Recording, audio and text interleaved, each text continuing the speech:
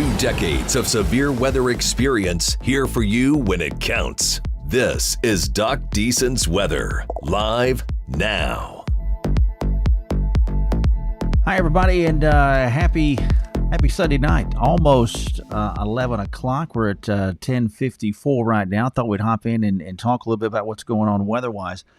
Appreciate you stopping by. And first time since, I think it was June the 8th, that we had some severe weather across East Texas. It's been quite a while since we've had anything to keep the eye on. And with that being said, that happening during the overnight hours makes a lot of folks a bit on the nervous side, and I get that.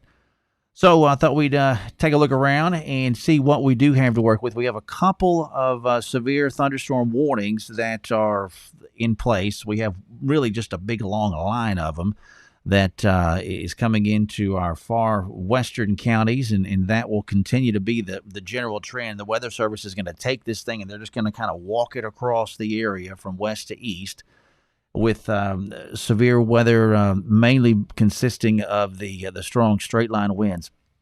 That's what we've been talking about for the past couple of days. If you've been following the updates that we do each weekday morning, we started talking about severe weather, I guess it was middle of last week, and then over the weekend, it has appeared as if this was going to be more of a squall line event, which is typically something which produces more in the way of straight line winds than anything else. We have had a couple of tornado warnings, some embedded stuff in this line back over the DFW Metroplex and south of there earlier on, and we'll talk about that here in a second as well. So let's see here, make a couple of moves and get the radar back up for you. So here's what we're seeing right now. The line itself is through Dallas, at least the city of Dallas proper. There's downtown Dallas, 635, and it continues to plug off to the east. It's moving pretty fast, about 50 miles an hour. So that forward speed alone is going to help to produce a pretty good wind on the front end of this thing. Just itself, a strong amount of lightning in this thing as well, just west side of Paris right now. Weather Service, again, has gone with a couple of severe thunderstorm warnings. The latest will include northwestern Van Zandt, Hopkins, and Rains counties, and that goes till 11:30. The concern there, again, for the straight line winds up to about 60 miles an hour and maybe some penny-sized hail. Now, penny-sized hail is not considered severe weather criteria. You got to get to quarters to make it there, at least on the hail side of things. But when it comes to wind, that 60 would be a bottom-end criteria or minimal criteria for severe thunderstorms. Also, the severe thunderstorm warning for western Henderson County, and that's going to run here for about another 17 minutes. That'll expire at 11:15. And so we'll take the Hopkins County area, the line itself getting into extreme western Hopkins County right now. Folks in Sulphur Springs probably seeing some pretty good lightning off to the west of you, I would expect. And then we'll walk this thing further south towards Lake Tawakoni. You've got some pretty good wind again on the leading edge of this thing. So if you do have anyone who is considering or out on the lake, I would hope they could see and have enough sense to get off of that with the line coming further to the west. And then northern sections of Van Zandt County, you guys also involved in the warning. The kind of the orange line here that we're marking out, that's the south end of that severe thunderstorm warning. So it goes as far south as Canton. It'll include Grand Saline, obviously, folks in Fruitvale and Edgewood. Van, you're just outside of the box officially. But obviously, I was in the Van area a couple of days ago showing some property to some people from out of town, and we took them down the road there through the heart of Van, and we did talk a little bit about the Mother's Day tornado from a couple of years ago, just kind of recapping that and laying the scene for them. For folks who were not from here. Further to the south, though, western Henderson County, there's the line, which is just now getting into that far western part of the county, Gun Barrel City area. And those folks who were across the western parts of the county, you've got this just now easing into the western parts of Henderson County. So be mindful of that. There'll be some pretty good wind on the leading edge of this thing. Again, 50 to 60 mile an hour winds potentially, are what we're looking at. and that will again just be especially seen on the leading edge of it as you get the heaviest of the rain and that initial section through. Rainfall will eventually subside pretty quick. The line itself is not terribly wide, but it does have a good punch on the front end of it.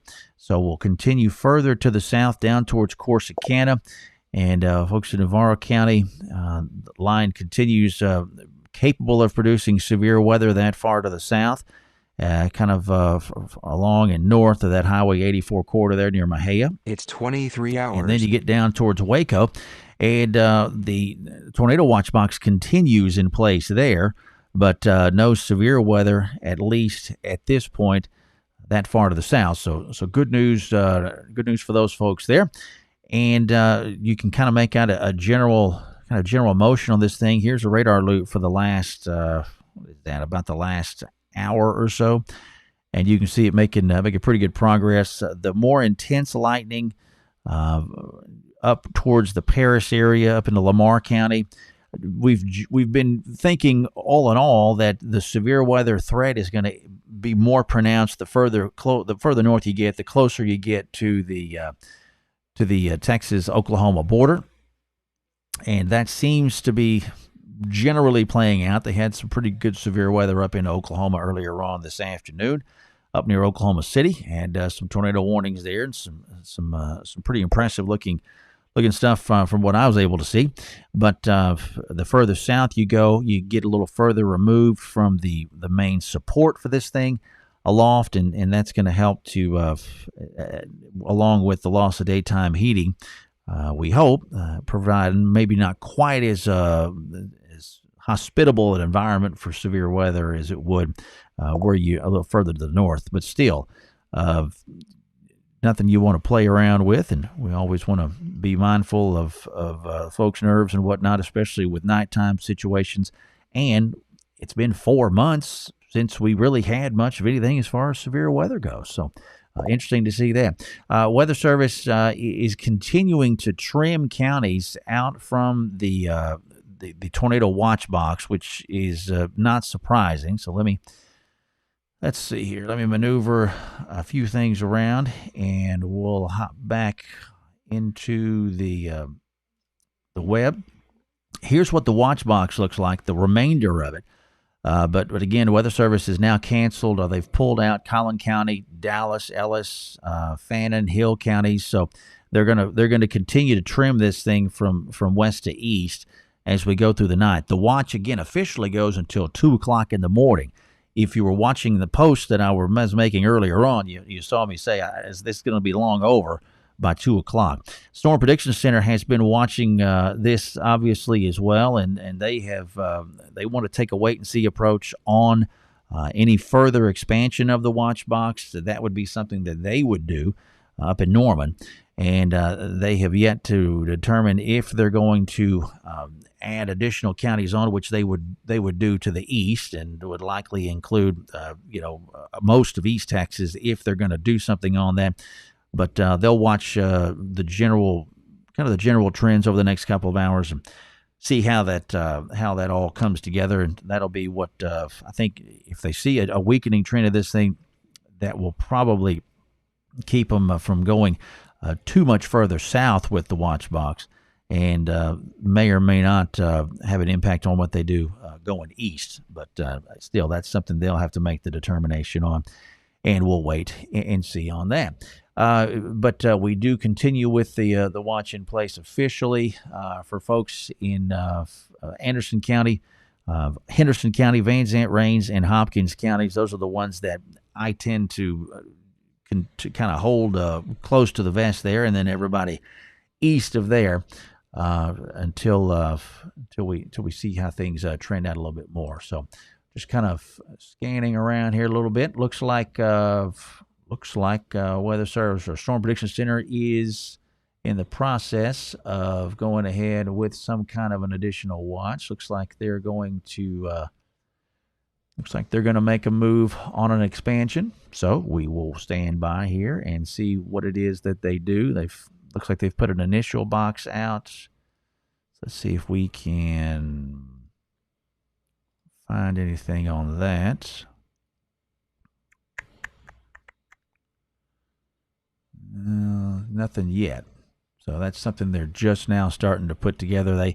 They issue an initial box, and then they will release the names of the counties that are involved in that a couple of minutes after the fact. So we're just kind of getting that initial box issuance, and that'll be something that'll come down further. Once they go ahead and lay out the actual counties, that's when your NOAA weather radio will kick in if you have an alarm feature on it and tell you the counties involved.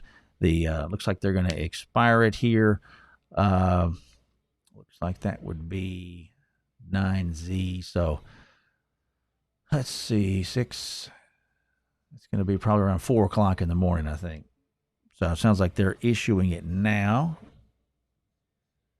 So we will see what it is we have to work with here. Tone's coming out. So you'll hear it as I hear it. And 11:05.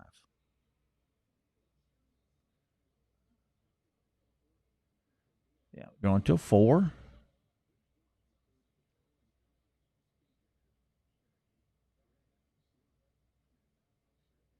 So they're going to go Cherokee, Gregg, Rusk, Smith, Upshur, and Wood.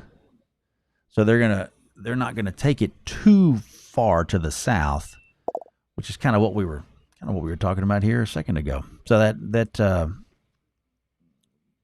jabs pretty well. So we'll see those counties pop up here in a second.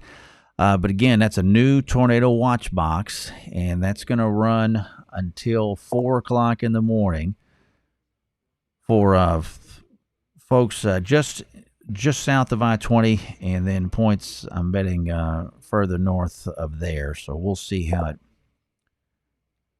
Yeah, just got the tornado watch for Troop. All right, Emily, thanks for being a part of this. Peggy, appreciate you. Rachel, thanks for being here tonight. Lisa, just put Laneville. Yeah, just put Rusk County under there. All right. And they're going with a new severe thunderstorm warning, it looks like now. That's just coming out for folks in Anderson, Henderson, and Van Zandt counties. They're going to run that until midnight. So let's see.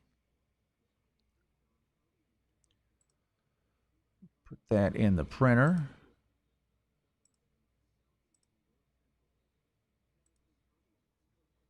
So again, as we talked about earlier, they're going to take this thing and you're just going to have several counties in a row lined up, and they'll issue the warnings kind of in broad fashion, and that will be the general case as we go through the next couple of hours.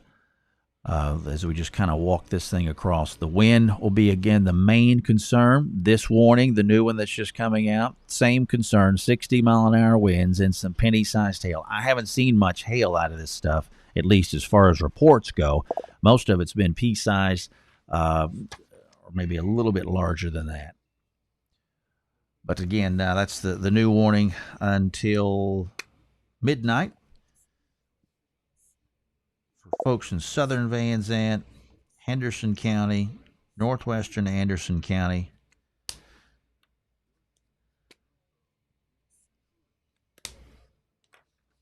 So there is that. All right, it's 11:08.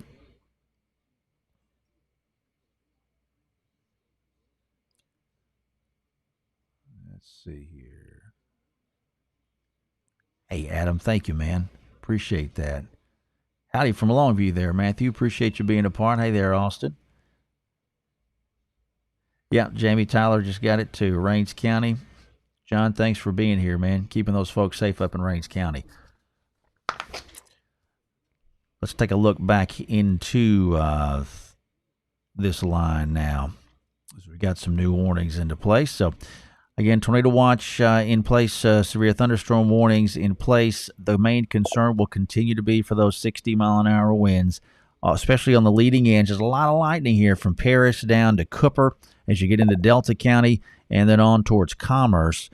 It could be maybe a little bit of hail in there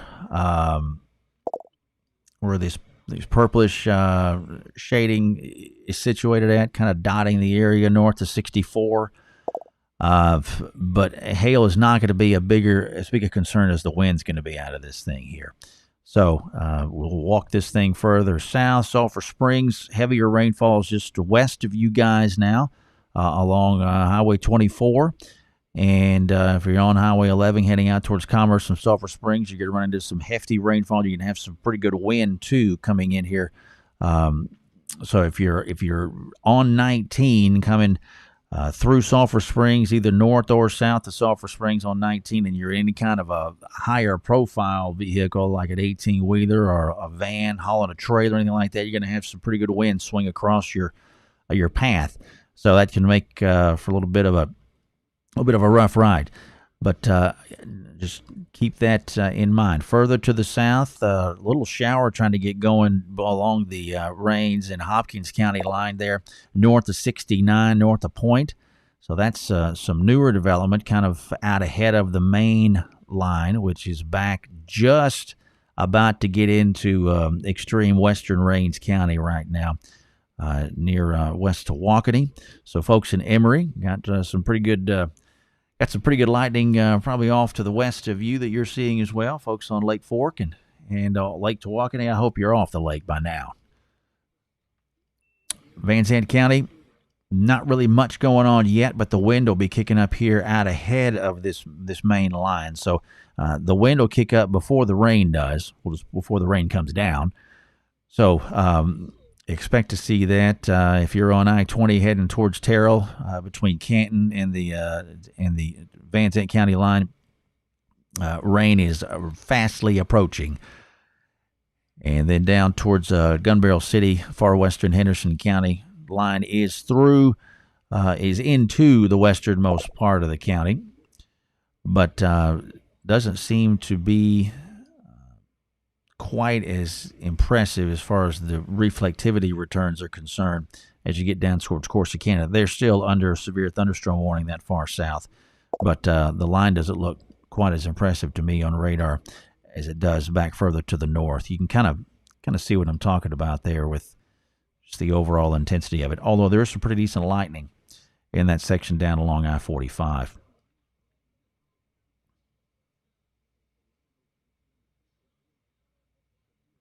Hey, Debbie, thanks for being here tonight.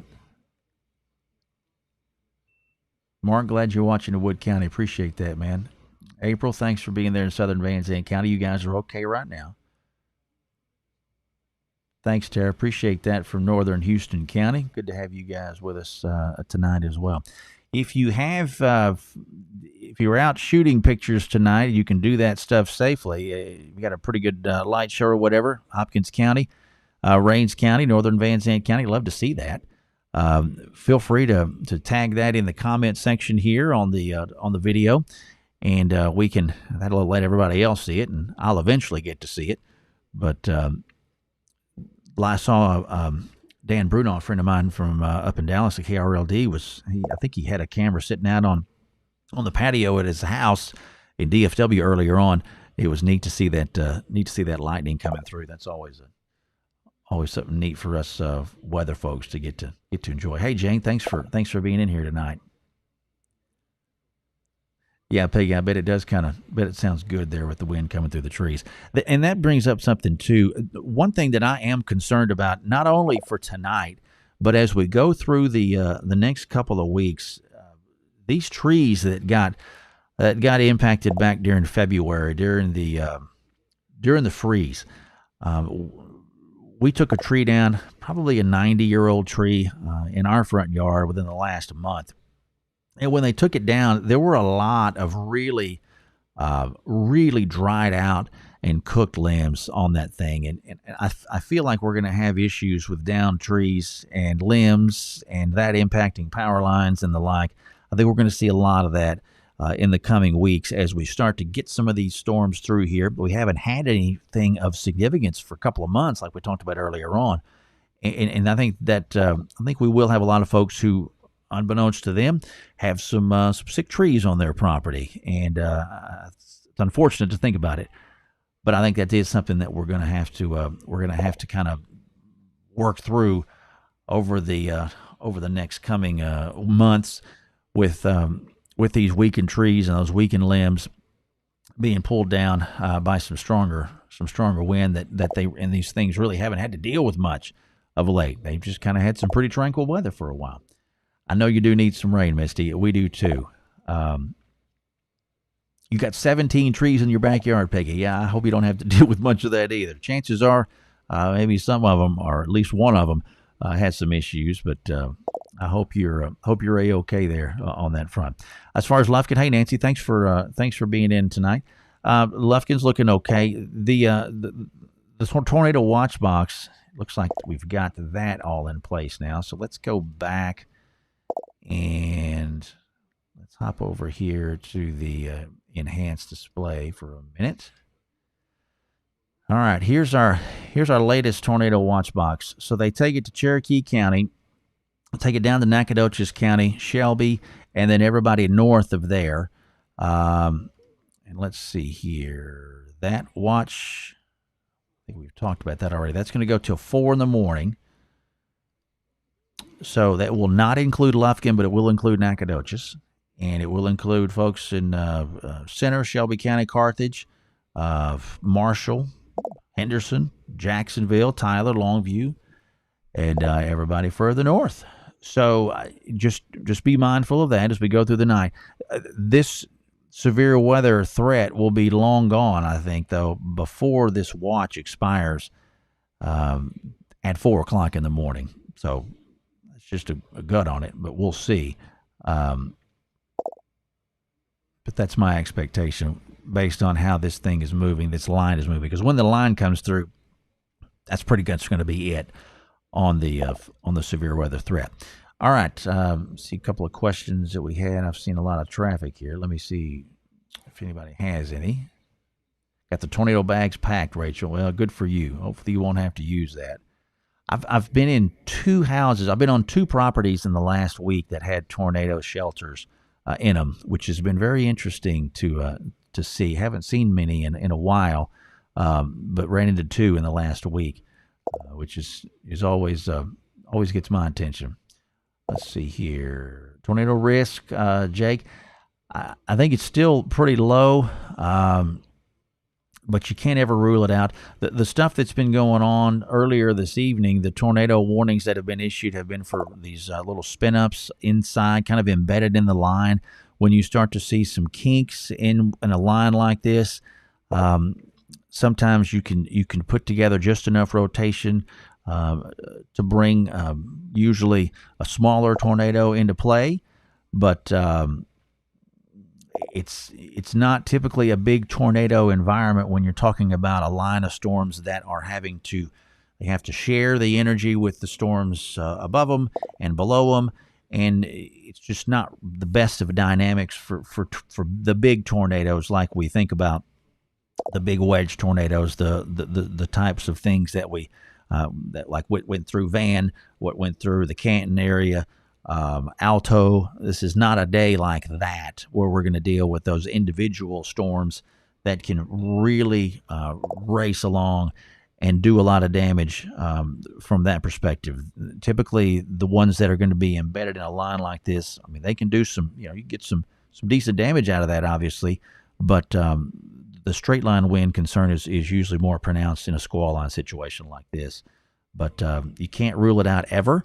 And so the fact that we have the tornado watch in place versus a severe thunderstorm watch gives you enough indication to know that at least it's on the table, and for good reason they go with that particular type of product there. But again, the line continues plugging in on Sulphur Springs right now, right there along Highway 24. Cooper got a lot of lightning within that section of the line. And that'll continue to scoot to the east. Here's a look at the loop, which is always helpful to see. And looks like a little bowing trying to take place there along. See how this kind of just pops out just a little bit? West Tawakoni right there. That could be an indication of a little bit more pronounced wind in this section of the line coming into western Rains County. So let's see here. Part 60. Just looking in on the Weather Service and what they're talking about in our NWS chat. They feel like the strongest storm northern part of Van Zandt County. That's what we were just talking about, isn't it? Yeah, that's this area here west to Walkeny, right along the northern Van Zandt County line. Let's see if we can draw that here. Kind of in this area right here. See that little bulge? Could be indications of a little bit more wind trying to kick that rain along. So that'll be an area where probably the best wind, if you're going to see it, is going to be right there.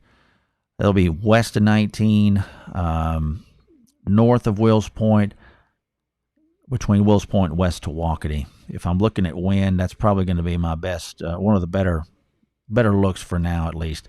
Further south in towards Wills Point and northwest of Canton. Heavy rain coming into your area right now, folks in Canton. I'd look for 50 to 55, maybe some 60-mile-an-hour gusts in there.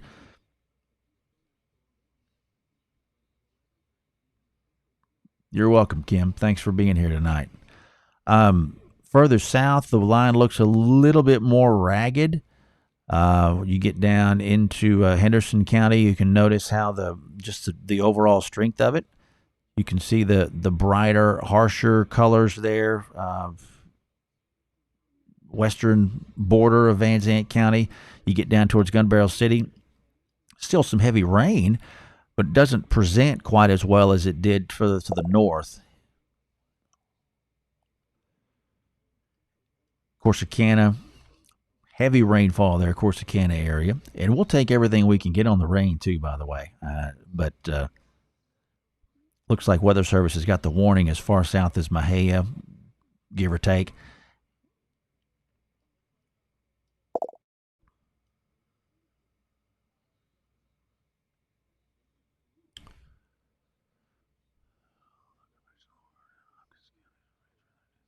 Yeah, Weather Service is seeing the same thing. They feel like a lot of the activity is on a slight downward trend, but they're also more impressed with the stuff going on from Lamar County down through Hopkins County, which is what we were just talking about here a few minutes ago. And what you can make that out on the radar too. That all completely jives with what I'm seeing too, which is a good thing, obviously. Let's see. We can talk a second about wind too while we're sitting here. When we're talking about severe wind, we've got that minimum threshold there of just under, say, just around 60 miles an hour. And what can that do? And you can kind of make it out there on the side of the screen, just some estimates of wind speeds, and you can estimate that by what kind of damage is being done to the trees and the types of things that may be blown down or uprooted. And you get up to estimated 75-mile-an-hour winds, you have a lot more in the way of damage. We did have looked like a 70-mile-an-hour gust at the DFW airport back earlier this evening, which that was measured. That wasn't an estimate. 70, that's a strong amount of wind. You don't necessarily not think that much of it, but until you're standing out in the middle of it, and you can get a handle on that pretty quick as far as just how strong that is and what that is capable of doing for you. Overall severe weather risk, we continue with the slight severe weather risk. At least that's been the general, kind of the general threat level here for the last day or so. From Tyler, Longview, Marshall, back further to the north, and as you get further to the south, the threat falls off. That's kind of been the overall feel we've had for a couple of days. The main support for this, at least aloft, is further to the north of us, and between the displacement between us and the support, along with the loss of daytime heating, it's kind of led to the thought that the threat was going to become less pronounced as you move further to the south. About last day or so. What do we think about Mount Pleasant next couple of hours, David? Well, first off, thanks for being here, David. Mount Pleasant. The further north you go, the more pronounced the severe weather could potentially be. So let's get back on the radar and we'll noodle around there. All right. So Mount Pleasant, Titus County.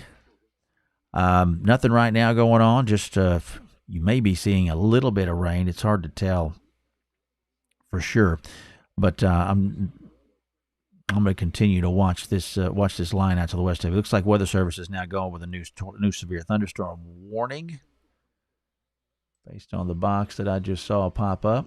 Yep, that's a new severe thunderstorm warning until 12:30, and that'll cover Franklin County, Morris, and Titus County. So just as we were talking about Sulphur Springs or Mount Pleasant.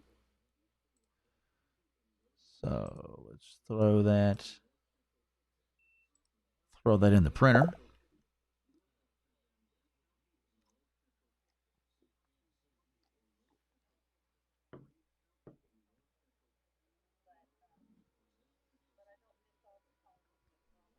So let's see here. Severe thunderstorm warning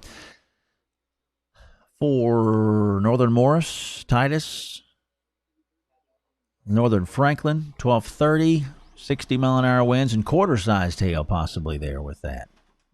So we may have been seeing some hail earlier on when we were looking at that area west of Sulphur Springs. So make a few notes here.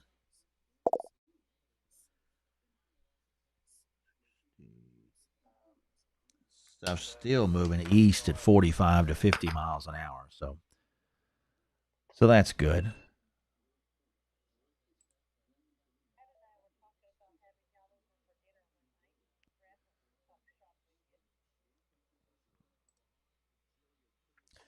Had a 53-mile-an-hour wind measured in Corsicana a while ago from the Weather Service, or that will be the Corsicana Airport and the ASOS there at Corsicana. So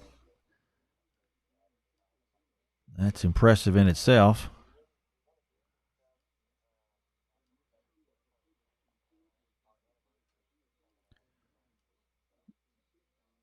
So that stuff, that's going to continue to propagate to the east, and I would say that bodes pretty well for some 40 to 50 to maybe 55-mile-an-hour winds getting into places like Malakoff, Athens in the not-too-distant future. So be mindful of that. Hey, Gordon, thanks for checking in, man. Lake Quitman.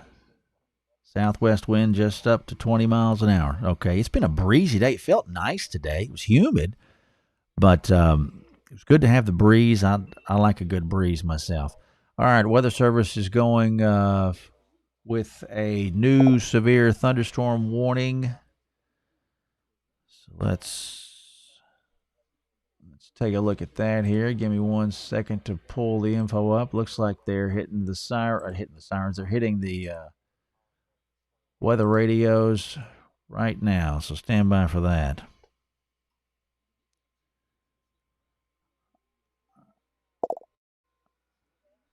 All right, so new severe thunderstorm warning for northwestern Van Zant, Hopkins, rains till 12:15.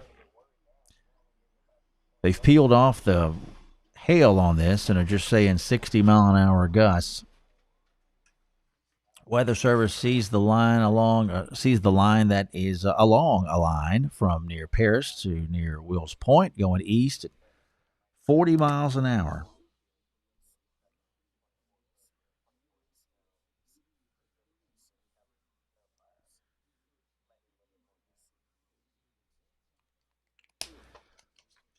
So, like we said, they're just going to walk this thing across, and that's what we'll do as well. Yeah, Mark, calm before the storm, man. That's not a bad descriptor. Does the 4 a.m. include Anderson County? The 4 a.m. extension or where yours expire at 2? Yeah, Misty, you're going to need some sleep. You're going to be way out of this before 2 o'clock for sure in Anderson County. Yeah, the 4 o'clock. I think most of the counties in this thing are going to be out of the watch by long before 4 o'clock too. Um, Wind's going to be bad in Hideaway, Trace. Um, I think you guys are kind of on the. I think you guys in Hideaway are going to be kind of on the northern um, edge of the stronger winds. That section of northern Smith County, we're going to have to just kind of wait and see on that. Um,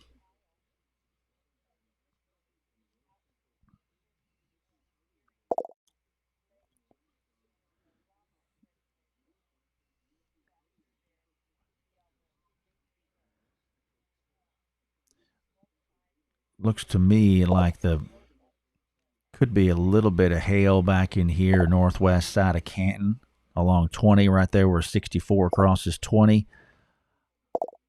Kind of make out some of these some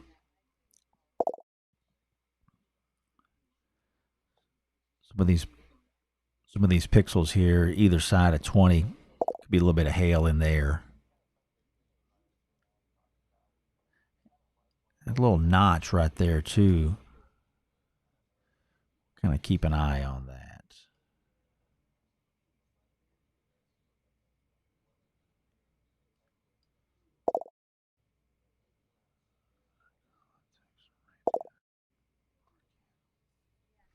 Yeah, yeah, Mark. Canton. They see their share, don't they? They do. Hey, Alicia. Lindell gets some rain here in a little bit. Alicia, you were asking about that.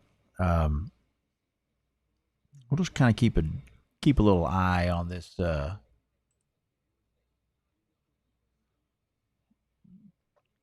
kind of keep an eye on this area north of northwest of Canton.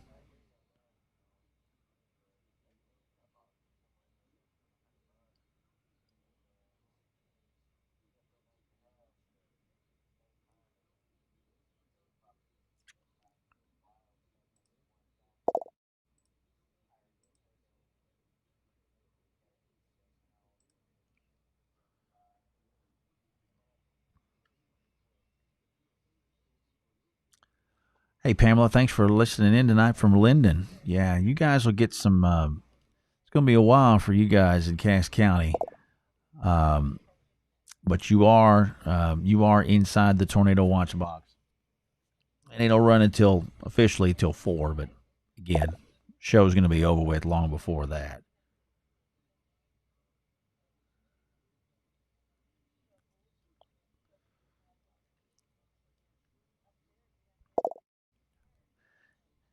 Yeah, the stronger stuff seems to be along just south of the I-20 corridor, but especially from 20 back to the north looks to be where just the overall stronger presentation is sitting with this line here. Texarkana, hey Devin, thanks for stopping in. Yeah, you guys in Texarkana, you're gonna wait a bit, but you'll eventually get there. You guys are also inside that new tornado watch box that goes till 4.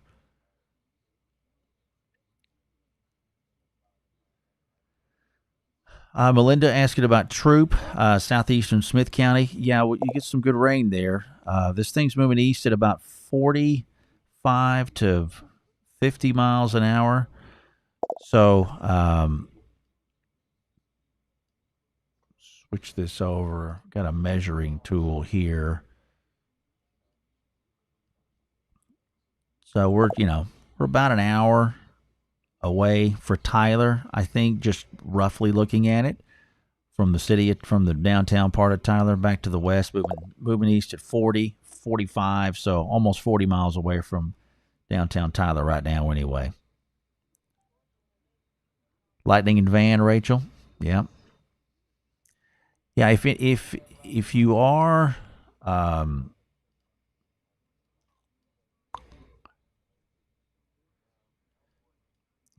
back either side of 20 um, northwest of Canton, I'd love to know if anybody's seen any hail over there at all. If you are, it's probably not going to last very long. It doesn't look real widespread, but I am curious about that. Looks a little bit more concentrated now, though. See that? West or east of 64, southwest of Edgewood.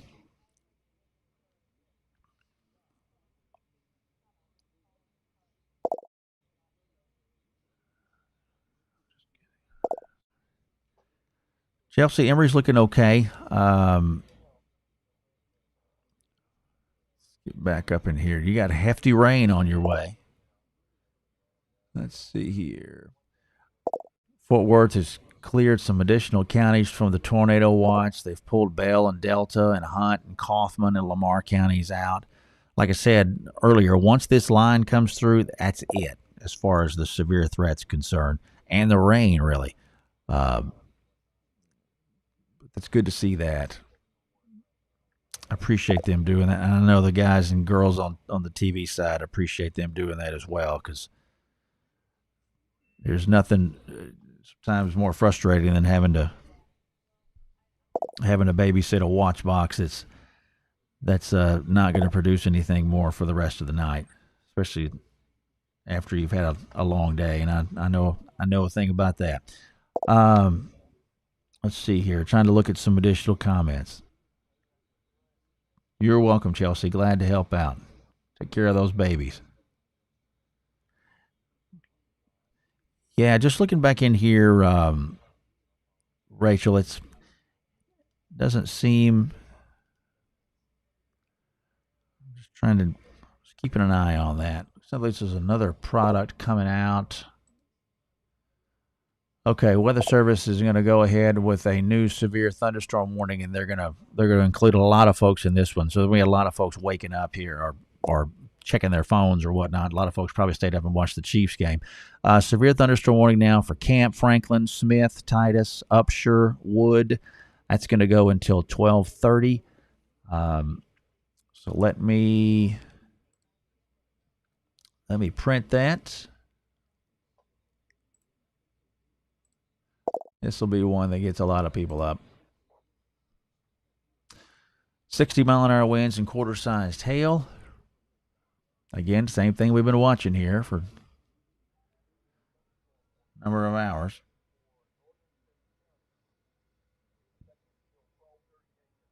So they're going to call it Northern Smith County, Southern Franklin, Wood, Upshur, Southern Titus, and Camp. So remember we said a few minutes ago how the line looked stronger from Canton back to the north on the radar. I think that's what Shreveport is seeing as well. So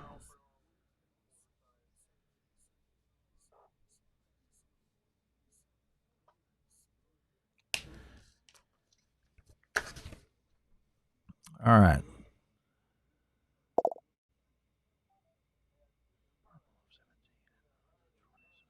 So Debbie, that stuff I'm seeing here looks like it's in your neck of the woods. Let me know if you're seeing any hail, Debbie, or hearing any hail.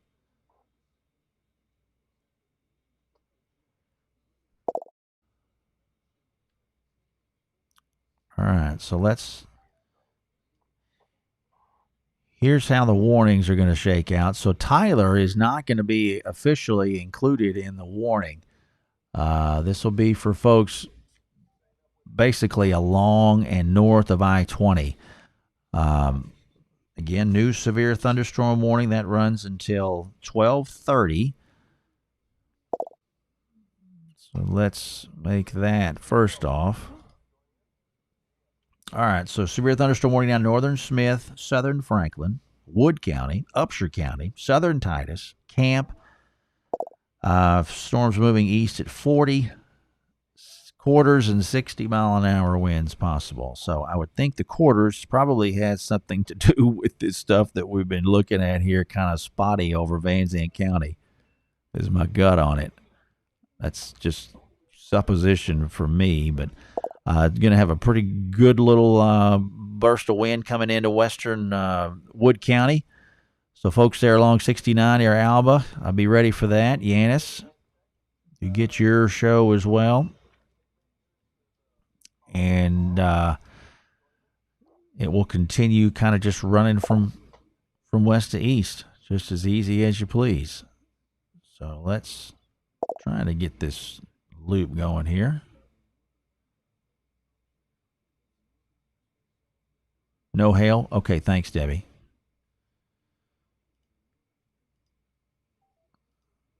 I think my radar there may have locked. So let me pull that out. And we'll work off a radar scope here for a second while the things recycle.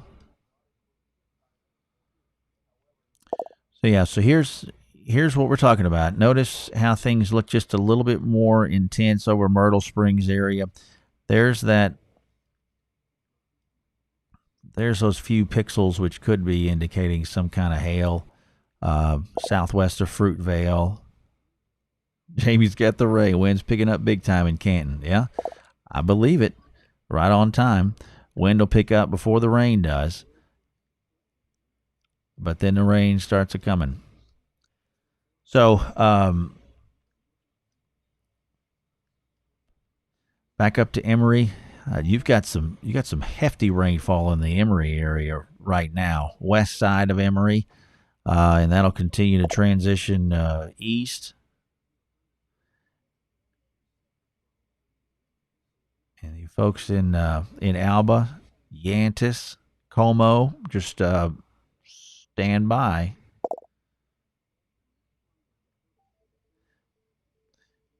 It'll at least take some of the humidity out of it, Misty. Not going to cool off too much yet, but you're all right, Rachel. You're okay.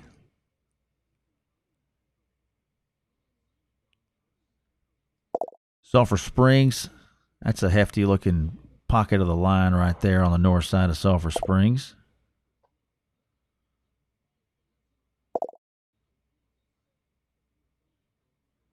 Probably a little bit of hail north side of Sulphur Springs, too. All right, let's pull this other radar source back up.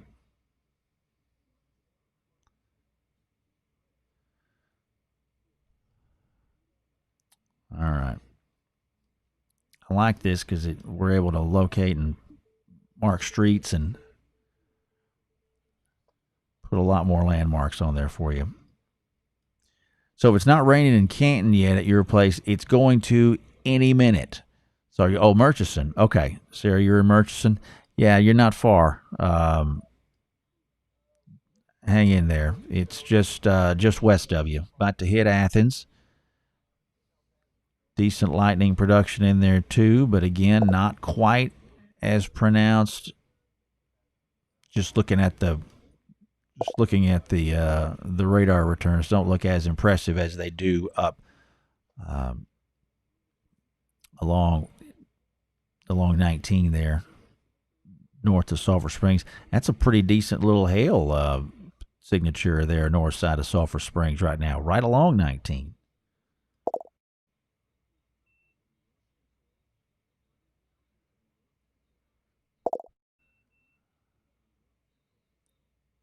Raining in Canton for sure now, Jamie. Good.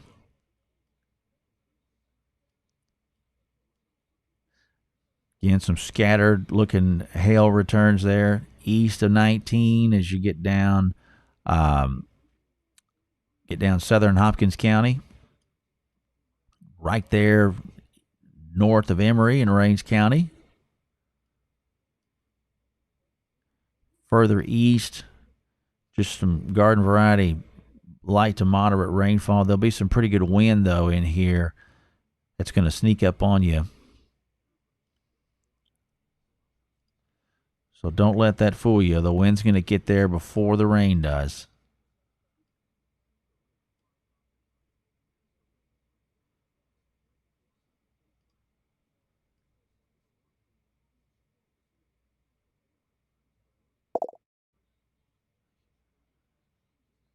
Good deal, Sarah. Hang in there. Hey, Cheryl, thanks for being with us from Edom tonight.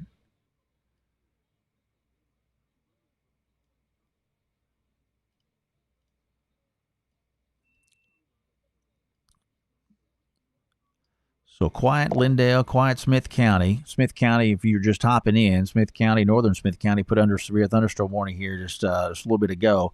The storms are still out near Canton, but they're going ahead and kind of blanketing these areas. I think in large part because of the gust front, it's going to be potentially shooting out ahead of the main line of storms. So, like we said and have been saying, you'll see the wind before you see the rain. Between Tennessee Colony and Cayuga, misty. All right. Glad we got you there in Anderson County. Not tons going on right now. Here's Palestine. So Cayuga used to DJ dances up at the Cayuga High School years ago. So there's Cayuga right there. Heavy rainfall there, just on the outskirts, Misty, just west of Cayuga and the Tennessee Colony, down further to the south. But it's on the way. It's some pretty hefty lightning too there, back closer to Mahia and out towards I-45. Hey, Sherry. Garden Valley, just lightning and wind right now. Okay, Miranda, good to know. So we're booking it right there towards Athens. So basically along the line from Grant, Saline, let's say, down to just east of Athens, east of Canton, to west side of Athens. Estimated rain amount for Tyler, Jim. Man, don't get me to lying to you. I think half inch is still potentially on the board for us. It looks like we've got a couple of opportunities for rain this week. So what we don't see tonight, we still have shots at it later in the week. So we've got that going for us, thankfully. But it's, we're still above normal with rain for the year. If you look at the calendar and if you look at the climate numbers for the year, we're way ahead of where we should be. The only problem is we haven't had anything in the last, sensible in the last month or two. So it can be a little deceiving. And so we'll take what we can get. And, we've already got burn bans in a couple of counties. This rain tonight and later in the week is going to help to squash some of that and bring those KBDI numbers down. And the drought monitor people will make their assessment on Tuesday. They won't release it until Thursday, but they'll make an assessment on Tuesday. So we'll at least get this stuff in the ground. So that'll help us before drought monitor is put together for the week. And this stuff is also going to help to get a lot of the pollen out of the air. Because I don't know about you, but I've been feeling this pollen here for a couple of days, and this will help to kind of scrub the air out a little bit. Thundering on 515 in Lake Fork. Good deal. Yeah, that line is coming close. If you're not familiar with where Lake Fork is, you should get up there and take a look at it. It's a pretty place, but it's just east of Emory. And, some good rainfall just now getting through the heaviest of it, getting through the central part of Rains County, getting into that eastern section of the county, and it'll be backing out just as fast. East Tawakoni, look at how far we've cleared things out. I mean, like I said, the rain's done. Once this line comes through, it's game over. So Greenville, you're done. Folks in Terrell, Kaufman, about done. Ennis done. DFW Metroplex done. So this is our show here.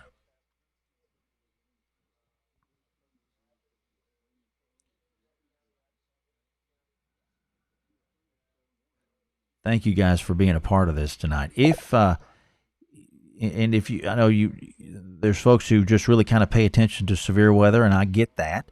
We put a 7-day forecast together each weekday morning, which will, if you enjoy weather on a more daily consumption type basis, feel free to check those out and tell your friends about it as well.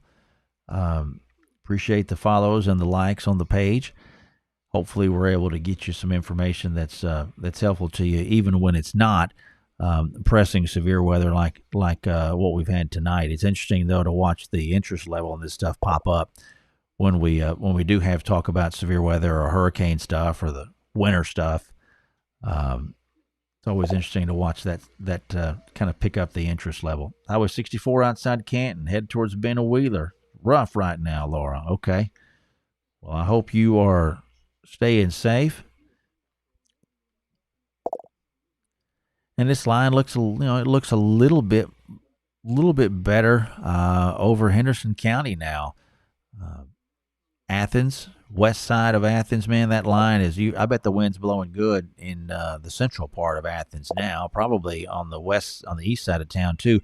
Murchison, you'll be getting some of that strong wind here in the next little bit, as will folks down towards Mount Alba, Tennessee Colony. We talked about Cayuga. Rain's into Cayuga now.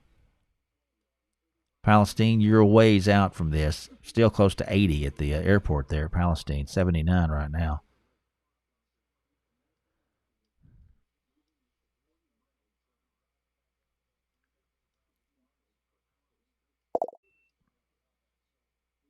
Temperatures behind the rain, 63 Terrell. There's 62 at Mesquite. 66 over at Burleson. So we cool things off a little bit. That's nice. Pouring rain, Peggy. Okay.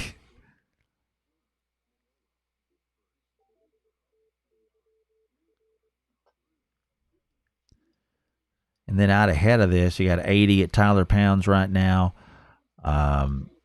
78 over at Henderson. 81 Longview Gregg. 77 Marshall. So there's still plenty of warmth out there, but the rain will help to back that down a little bit. Got to go out to video, Peggy. Okay.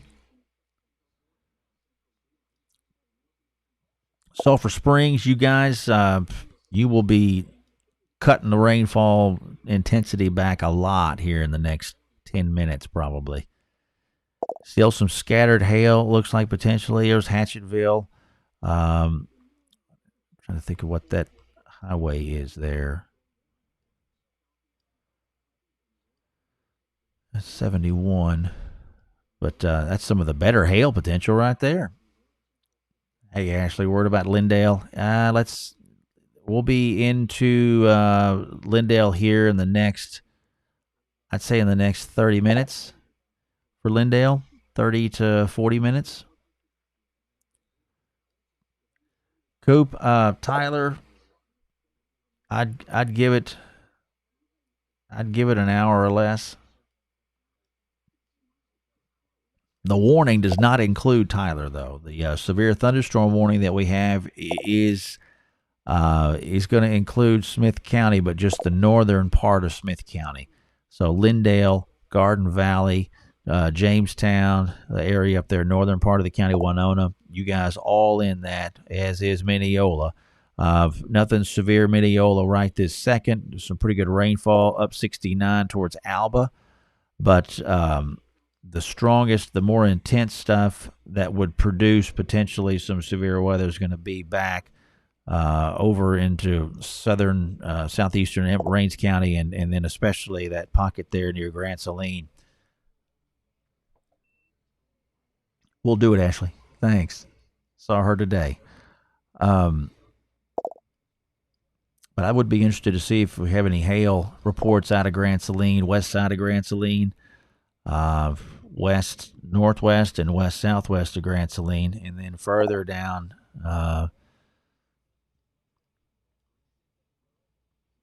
south towards Colfax. Yeah.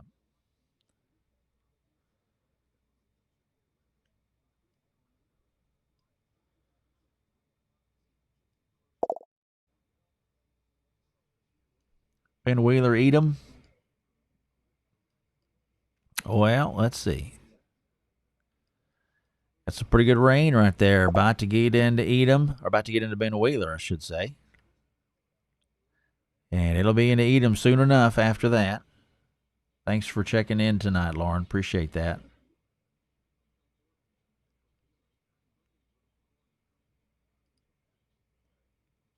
Again, Van Zandt County officially under severe thunderstorm warning until midnight. 60-mile-an-hour winds potentially, and maybe some penny-sized hail in there. It's going to be scattered. It's not going to. The hail's going to be much more scattered than the wind would be. But a little pocket there on 20, east of Canton, southeast of Canton. Curious, is there anything there? You're welcome, Lauren. Glad to help out. Thanks for being a part of the page. Athens and Henderson County. Elizabeth's wanting to know what's going on. Well, heavy rain right now, Elizabeth. Real heavy, especially from downtown Athens back to the west. That'll last 20 minutes maybe. And then the heavy stuff will be done, and the rain will then just continue to lighten as you go. Get on the backside of this line. Our main wind areas, again, regardless of where you happen to be at on this line, will be just ahead of the main area of rain, okay? Regardless of where you are in this area, that's going to be where the best of the wind will be positioned at, okay? Right there along what we call the gust front. Nacogdoches County, April, thanks for being involved tonight from Nacogdoches. We got a ways to go for NAC. You guys are officially in the tornado watch box. Nacogdoches County is, but I think the more intense stuff is probably going to be just north of you. We'll see how this thing trends, but I believe that's going to be how it lines up, with more intense stuff further north, up closer to I-20 and especially north of 20. How about Palestine? Well, Lori, Palestine, you're still there. Heavy rainfall northwest side of Anderson County right now, but nothing too impressive, at least at the moment. Let me see what the Weather Service is seeing here.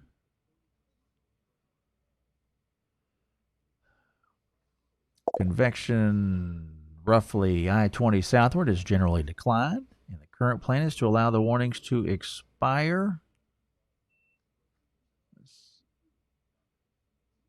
on time in 10 minutes. Use the special weather statements, 40 to 50 mile an hour winds from there. Yep, that lines up with what we're seeing. So the Weather Service is saying they're going to let these warnings that we've got going south of I-20 for Henderson County and the Anderson County area, those warnings that just clip northwestern Anderson County, looks like they're going to let those expire at midnight. And then, because they believe, from looking at the radar like we've been seeing, that the line is weakening in that area, and so they will let those warnings go at midnight, and that's exactly what we want to hear. Let's see here. Half inch of rain at 22-mile-an-hour gust recorded at the Rains County Emergency Operations Center here just a little bit ago. So that was at 11:57. That came in at 11:57. So 22-mile-an-hour gust from Rains County EOC, which is going to be, I'm betting, in Emory. So that's good. No rain at Lake Athens yet. All right, Barbara, thanks for checking in tonight. I appreciate it. Thank you, Lori. Thanks for being a part of the page. Yeah, Shannon was asking, is it expected to weaken as it moves east toward the state line? Generally, it is. The models for the last several days have been showing a general weakening trend in this thing as it moves further to the east.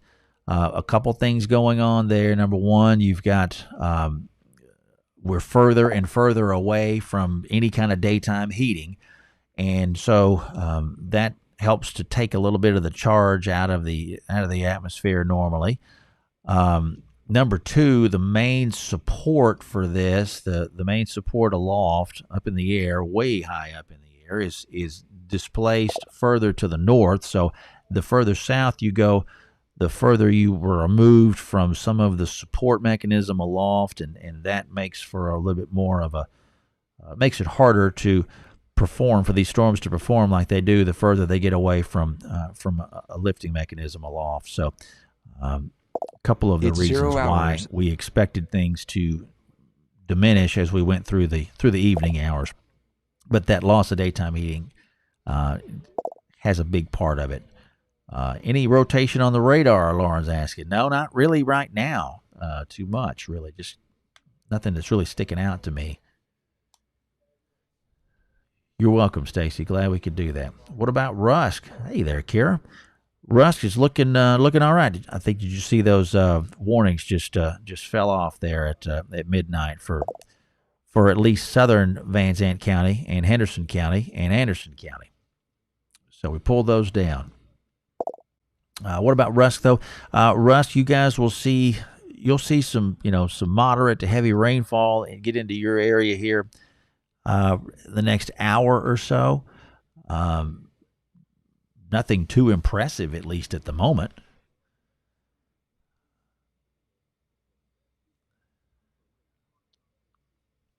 Well, you get some rain in Rusk. We could use that. It was down there last week. Pretty dry. Pretty dry. But like we were saying earlier, really from Athens, I mean, the storms there near Athens look pretty good. From a strength perspective, they look pretty strong. But further up that line, I mean, I would argue the storms from near Athens, this pocket of the line from Athens to near Grand Saline, looks pretty strong. And then as you move further to the north, the line doesn't look quite as pronounced east of Sulphur Springs now, by the way. Or Sulphur Springs, you're about to wrap it up. We'll get that all over into Franklin County and Titus and Camp and Morris County and Wood County. The Weather Service office in Shreveport kind of gets the ball handed to them from Fort Worth. Once you go into Wood County, when you cross that Wood-Rains County line, Fort Worth office hands it off to Shreveport, and then they'll be issuing warnings from this line, including the Smith, Van Zandt, Smith, Henderson County line. Everybody east of there, Shreveport starts with warnings from that point further to the east. You're welcome, Sam. Glad to be on tonight. Haven't had much to talk about live for a while.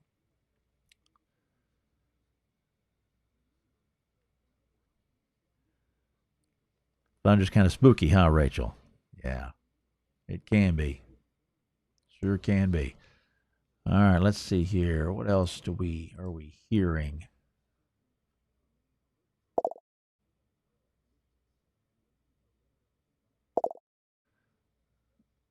Let's see. So the Weather Service is up in southeast Oklahoma. They're issuing a tornado warning up there for folks in McCurtain County up in Oklahoma.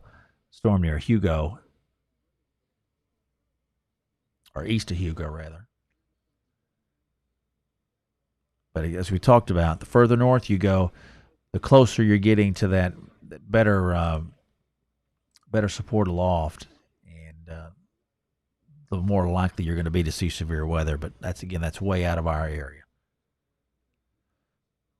So we have got 12:03. Welcome to Columbus Day. A lot of folks with the day off, banks and the like, title companies.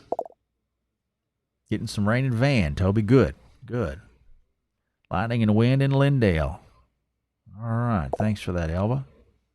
Pretty heavy rain, too. Okay. Thanks, Toby. Yeah. Misty said she doesn't think she could ever live in Oklahoma. Yeah, it's a different kind of ball game when you get up towards the Red River. I worked about 6 months in television up at K10 in Denison, and about half of our coverage area was in Oklahoma, and it's a big game there. Big time storms can come through. A lot of varied weather. So let's put this loop into play real quick.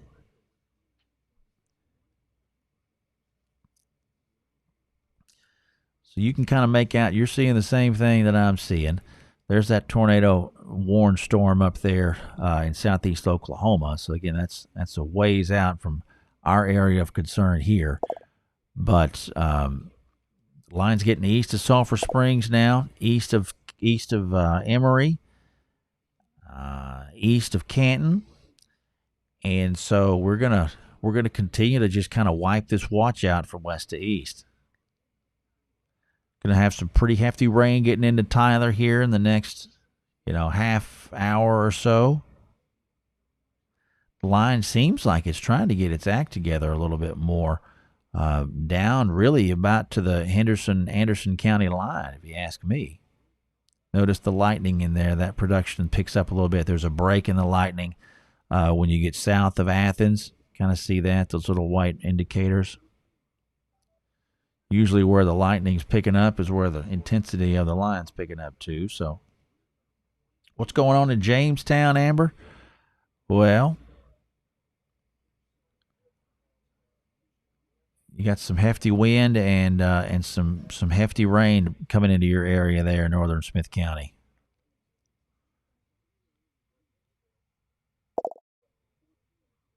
There we got Jamestown on the map for you. Rain's just hit Edom, okay? Yeah, if anybody's operating an 18-wheeler, Rachel, on any of these north-south roads with that wind coming across, you want to have both hands on the wheel there. It's in Van now, Maria, okay? Yep.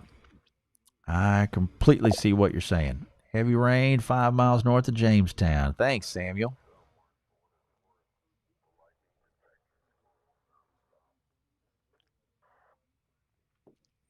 Hearing a lot of traffic from the Smith County Skywarn folks talking about the lightning. So there will be a lot of that. You're welcome, Lynn. Glad we can help out. Thanks for giving us a look tonight.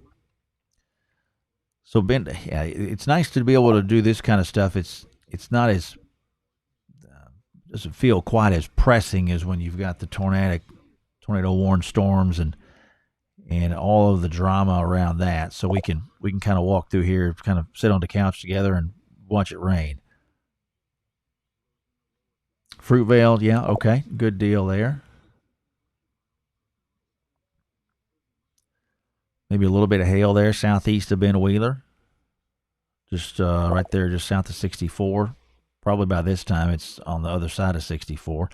The radar loop that we're looking at here, these images come in every couple of minutes, but they're still several minutes behind. So, did they cancel everything for Anderson County, Misty? They canceled the warning for Henderson County. The watch officially, I think they've still got the watch box. I think y'all are still included in the watch officially, but yeah, you'll still be in the watch. We're going to need to get this line through Palestine and through Anderson County before the severe weather threat will be over. In my mind, we're going to need to get the leading edge of this through whoever's area we're talking about before we can really shut the severe weather threat down, which is not going to be long for Anderson County, but it's going to be, you're still going to have to wait it out for at least another hour. Thanks, Toby. Glad to be a part.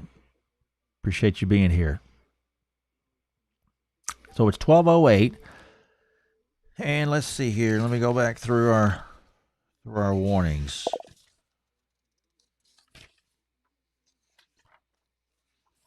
we can put some of these aside.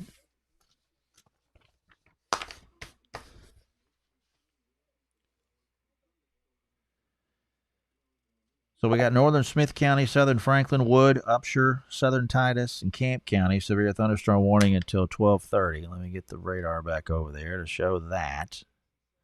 That's going to be this pocket right in here for this section of the line. So wind, lightning right now in Palestine. Lori, okay? The general theme with all of these counties that are under warning is going to be 60-mile-an-hour winds and some hail potential scattered in there. The wind is the overarching concern tonight, has been for the last couple of days. There will be a few instances of some spotty hail, but that is not the bigger of the concerns tonight.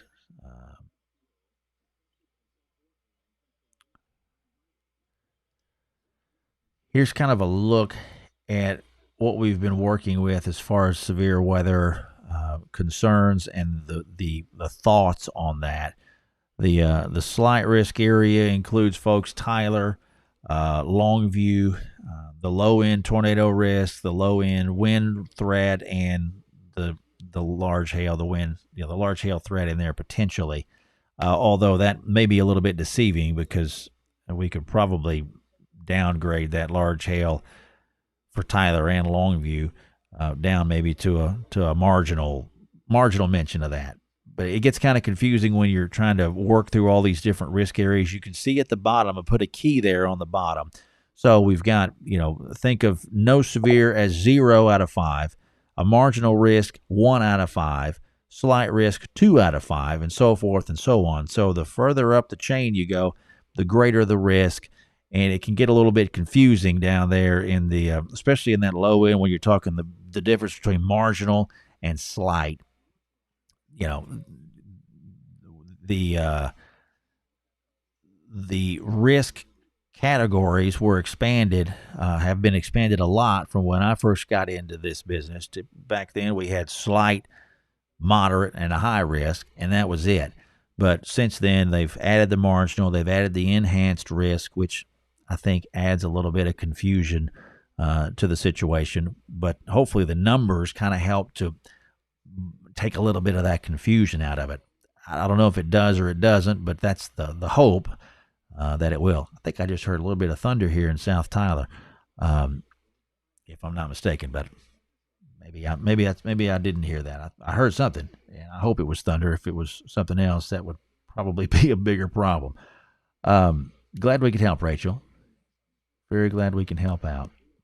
So again, that's kind of what we've been expecting. You can see also that the Lufkin area, the lower severe weather threat down there. Thunder rolling in Lindale, Ashley. Yeah, very good. But as you move further to the east, overall severe weather concern dropping off. And here's a kind of an overview from a geographic perspective on where these risks are. You got the slight risk area there into Smith County and Gregg County and the northwestern half of Harrison County and Jefferson, everybody further to the north, and then that enhanced risk area back up closer to the river, and then that red area indicating the moderate risk back up into Oklahoma.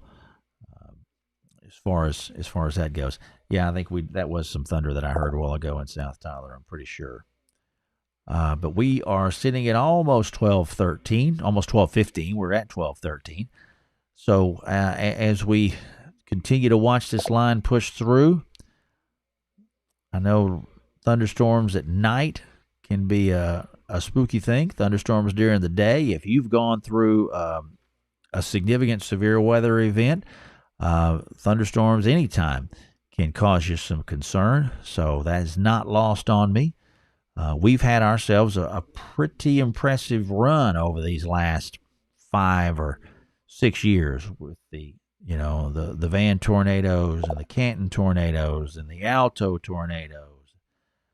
So a lot of folks have they've kind of become awakened to some things that they maybe weren't as concerned about prior to. So when we have these late night events, especially when we've had such a drought in severe weather, I thought it'd be good just to kind of come on and walk through some of this here for a bit, at least until we see a significant weakening in this line and or get it through some of the high population areas.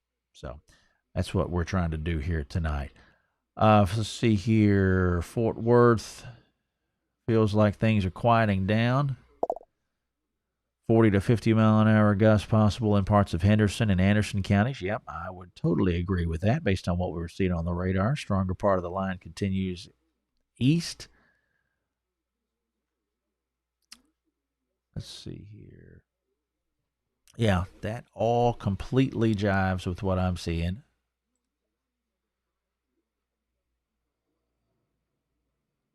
And Shreveport doesn't have a whole lot to say. They're still watching that tornado warning storm back up into southeast Oklahoma. So here's the line we're gonna have. We got obviously a lot of folks who are living in that eastern part of Henderson County. Heaviest rain is well east of Athens now, so we start to line up people from Ben Wheeler, Edom area, back down to Brownsboro, on to Pointer, and as you move further to the east towards Chandler, you get into a lot of populated area. Lake Palestine, Coffee City, Berryville, and obviously the western sections of Smith County there at the Tyler Airport. I'm sure seeing some good lightning off to the west. Lindale's got the moderate rainfall right now. There'll be heavier rain getting into Lindale here shortly. That includes Folks Hideaway Lake. There's Hideaway just on the north side of I-20. Mineola, you got heavy rainfall just knocking on the door. Out right, just right into downtown Mineola now, I'm betting. Quitman, moderate to heavy rainfall where you are as well. Nothing tornadic. Haven't seen any reports of anything remotely looking like it's rotating in a while. So very thankful for that. Line maybe trying to bow a little bit there near Quitman.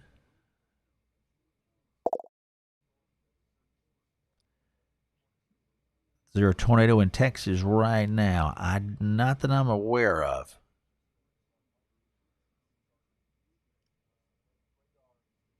So yeah, some hefty rain there over central Wood County right now. We still have the severe thunderstorm warning for northern Smith County and Wood County, although what I'm seeing here in northern Smith County is not that impressive. This stuff, though, coming in out of southeastern Van Zandt County looks a little hotter on the radar from Van back south towards Mount Sylvan, and then further down into Henderson County there near Brownsboro. Going to get some pretty good wind in the Chandler area here shortly. A lot of folks there near the river, and so just be ready for that. There'll be some thunder, and obviously with that means there'll be some lightning. Down to Moore Station on over to Pointer.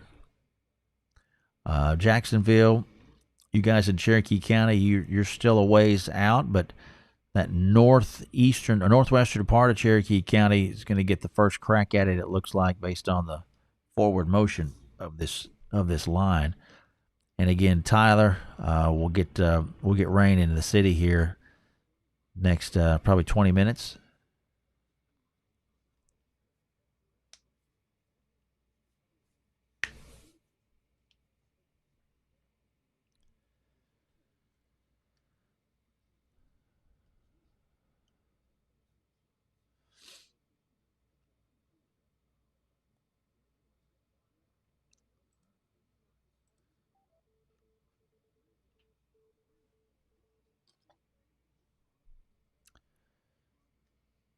Let's see here. Sulphur Springs, you're done. Sleep Tight, Sulphur Springs, Sleep Tight, Emory, Grand Saline, Fruitvale, Edgewood, Wills Point, Canton, Eustis, Gun Barrel City. I'd say you're done too, Malakoff. You guys are you're on the back end of it now. Corsicana's done.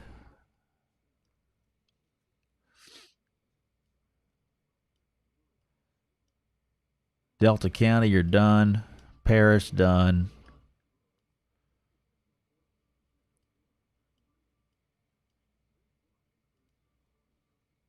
Light rain in Winnsboro now. Good deal. Thanks, Casey. Thanks for being a part tonight. Here's Winnsboro.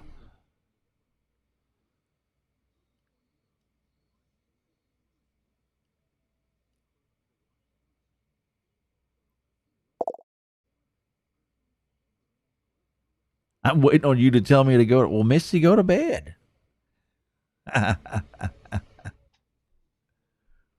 Misty, help me out. Where are you again?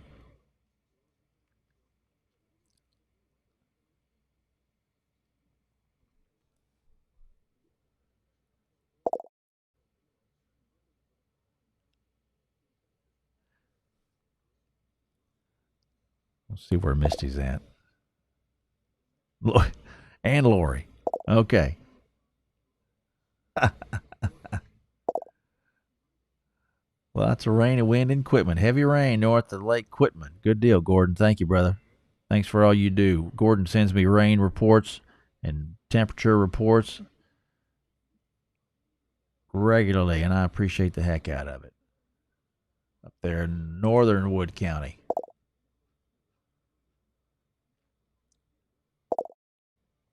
Van, can you go to bed? Let's see here. Yeah, I'd say you guys can.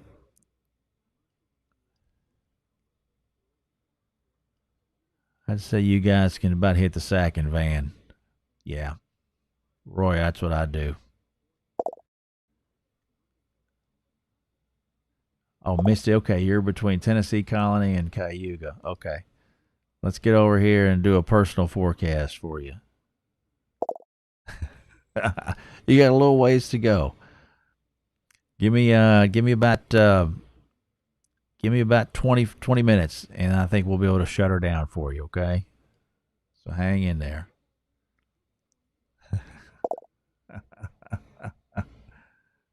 Yeah, Billy, Tornado Watch is officially still there for Lindale.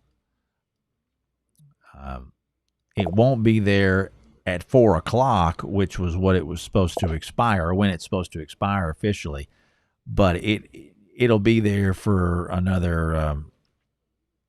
The tornado threat will be there for another 30 minutes, and then we'll be able to shut that down. Now, I don't know how fast the folks in Shreveport will pull the watch box. That's their call. So, but as far as the threat goes, once this line comes through, that'll be game over.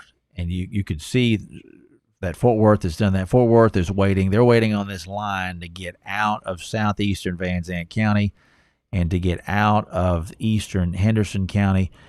And then they'll start clearing additional counties from the watch. They'll probably wait, and they'll clear Hopkins, Rains, Van Zandt, probably, and maybe even Henderson County all together, and then they'll clip the rest of the counties out.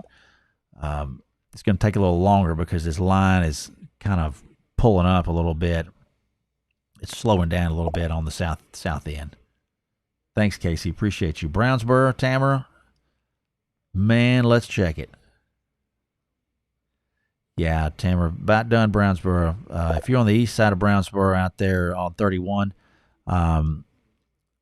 between Brownsboro and Chandler, you got some hefty rain right this second, but Brownsboro proper, it's quickly wrapping up. Thanks, Misty. I'm glad we could help. Now, there's a new scan there. That's a new, yeah, you can see there even more pronounced.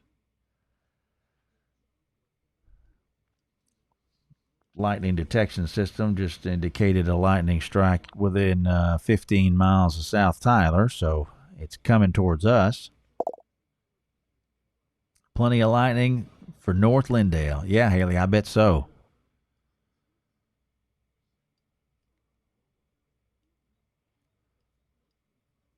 I am betting so. That heaviest of the rainfall is coming through that part of Smith County right now. So just hang in there for that.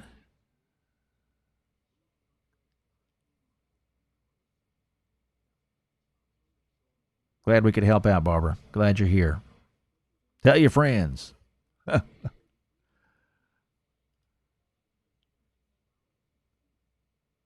Let's see here. Who else we got? How's Hawkins looking? Hey, Amanda. Hawkins isn't looking too bad. I mean, there's not much yet happening in Hawkins, but that section of the line doesn't really look that strong near Hawkins, to be honest with you. The stronger of the line looks is still off to the west of you, but doesn't look as impressive as it did a few minutes ago. Here's a loop.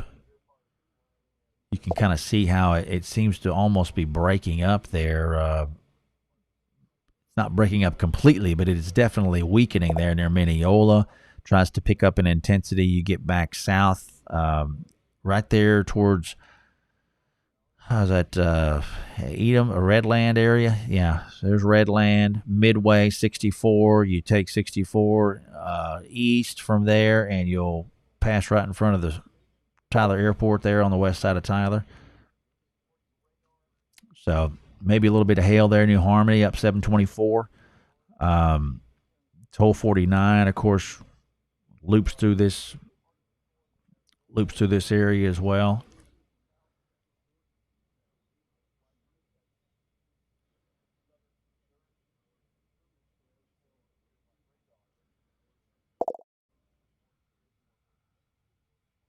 Redland's getting it now. All right, Angela.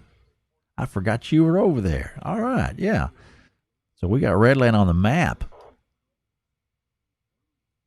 Good night, Amanda. Sleep tight now, but golden. Yeah, heaviest stuff right now. Some of the heaviest stuff in the area is right there over Redland. New Harmony. Nothing tornadic.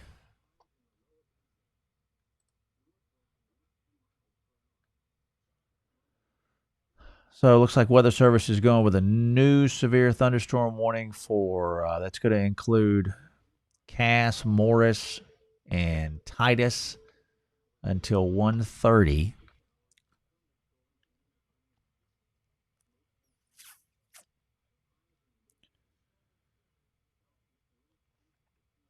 So we'll get some decent rain here into Tyler shortly. There's a little thunder outside. Let's print this out.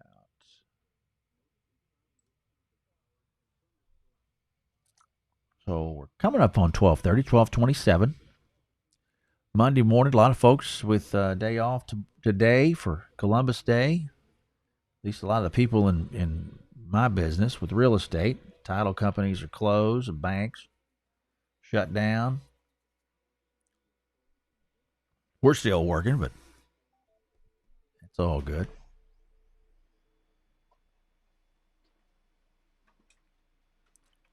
So, Terry, you want me to send some of that rain down to Huntington? Let's see what I can do about that.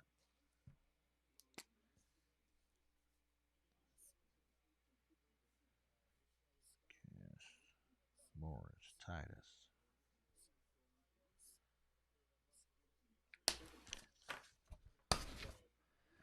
So, the latest severe thunderstorm warning, let's look at this.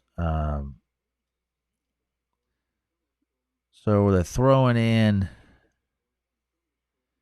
northern Cass.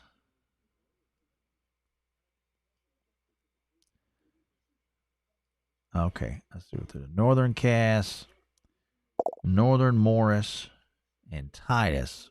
So that's going to be for this section of the line here from Clarksville down to west of Mount Pleasant, over towards Mount Vernon.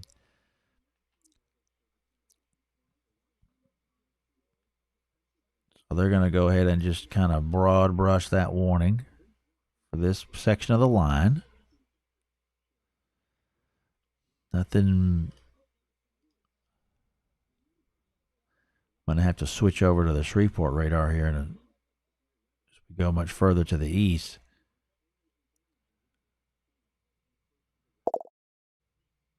Lots of thunder, Jones, near the airport, but no rain. Lots of thunder. Wind report, Susan. The strongest thing I've seen was a 70-mile-an-hour gust from the DFW airport back when this line went through there. The line is not as strong as it was when it was coming through the DFW area, which is, again, what we expected to see. But I haven't seen much in the way of strong wind. I'm trying to think of what the strongest I've seen that was measured.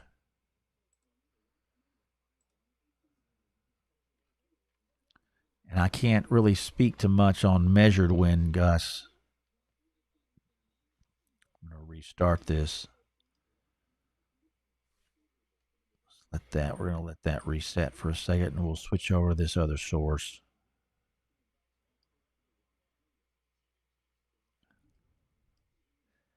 Yeah, moderate to heavy rainfall, Lindale area. Either side of Lindale up 69. Hideaway Lake. Power's out in Lindale near Hideaway. Okay, Allie, thanks for that. Line seems to weaken when you get down to Chandler. Tries to pick up an intensity a little bit near Coffee City. Moore Station. Lake Palestine. This area down here in Anderson County looks to be much better organized. A lot heavier rain there. Here's I-45. There's I-45 there from Corsicana down to Buffalo. That's much more impressive looking than the stuff up further north, generally. All right, let's pull this back up.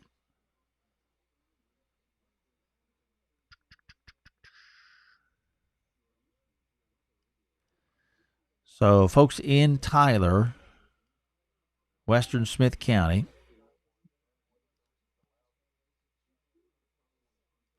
so 12:30 now. So we will pull the northern Smith County warning expired. The northwestern Van Zandt County warning and rains in Hopkins County expired at 12:15. Northern Franklin, northern Morris, and Titus expired at 12:30. So we'll put those over there. Whether the Smith County Skywarn folks are going to stand down on the amateur radio side. So we are now left with just this one warning, the latest one to come out. This is the one that covered northern Titus, northern Morris, northern Cass County. And it runs well up into Oklahoma there near Idaho. It looks like they yanked that tornado warning that they had up into southeast Oklahoma. That's gone, so good.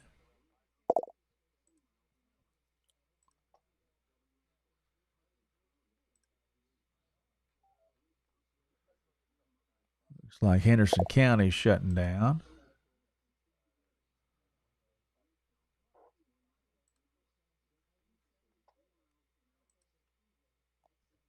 Lots of rain and wind in Winnsboro.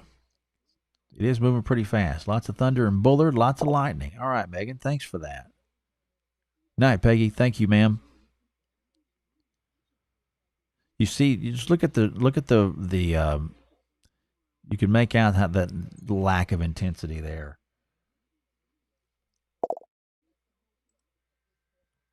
All right, we'll pick up a bunch of people with this warning. Stand by as we bring a new warning in for you.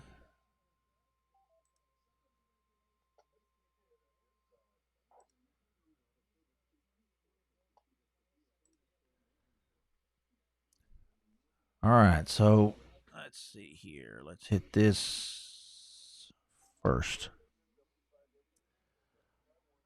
All right, Weather Service is going with a severe thunderstorm warning now. This is a large one, as they have been for much of the night. This will include Smith County, western Marion, southwestern Cass, western Harrison, southern Franklin, northwestern Rusk, eastern Wood, Upshur, Morris, southern Titus, Camp, and Gregg County until 1:30. It's a lot of folks. 60-mile-an-hour winds, quarter-size tail possible. Moving east at 50. Same song and dance we've been doing here for the last hour and a half. Maybe it's 2. I lost track. But, again, it's the same concern. Mainly wind, a little bit of hail, potentially.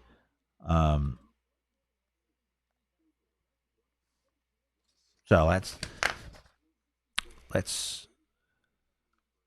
do a couple things here real fast. So this is going to include a lot of people, and it's going to get, if people have their weather radios on, this will definitely wake them up. You can see how broad this warning is.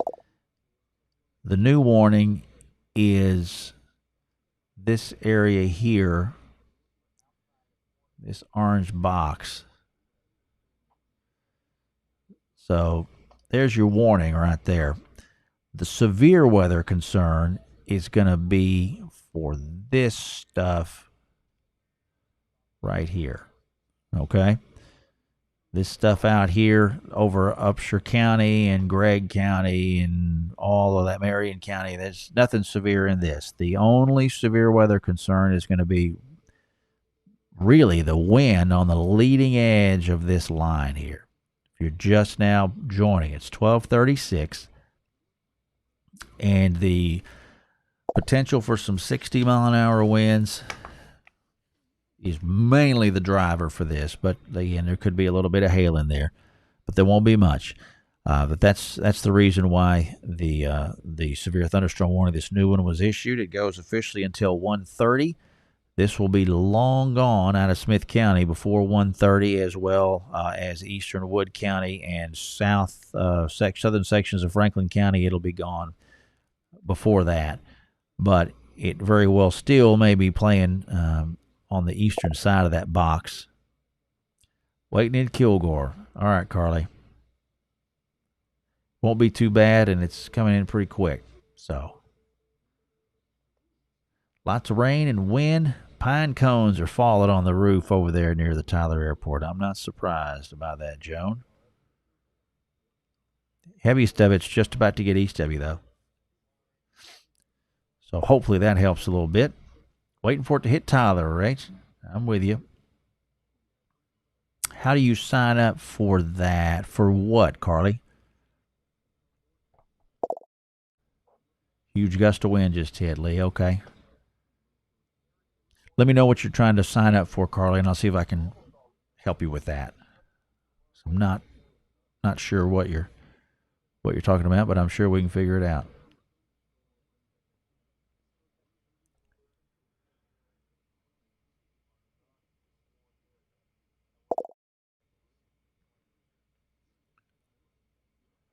Yeah, I don't like wind either, Elizabeth. I really don't like wind in this kind of a situation with these trees. All these weakened trees. Rain's done north of Lake Quitman. Got almost a half inch. Good deal, Gordon. 4,100s there. Half inch seemed like what we were looking at. To get a call about, could you get a call about severe weather alerts? Any number of ways you can do that. There are text messaging outfits. I would just do a DuckDuckGo search on online, and you can get text messages. You can do them through the TV stations. Some of them have that. And, there's any number of ways. That was a pretty good lightning strike right outside.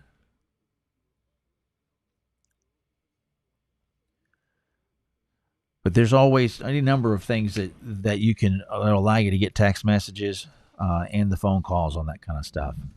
So it's kind of a matter of what flavor do you want with that. And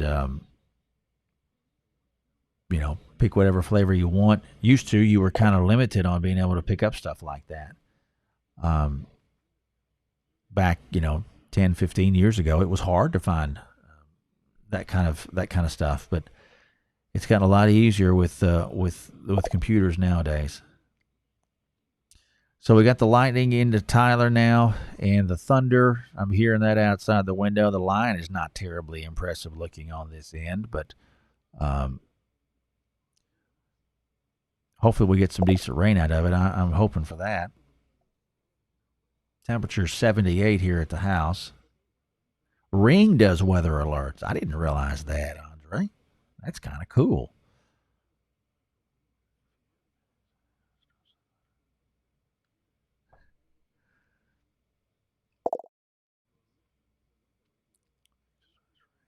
I get a text message from I have an app on my phone through Barron Services. Barron makes they make radars, and most of the time, people at least on the television side were familiar with the Barron's name, but they have a Barron Services app, and it'll ping me whenever there is rain approaching my area. It'll ping me whenever there's lightning in the area.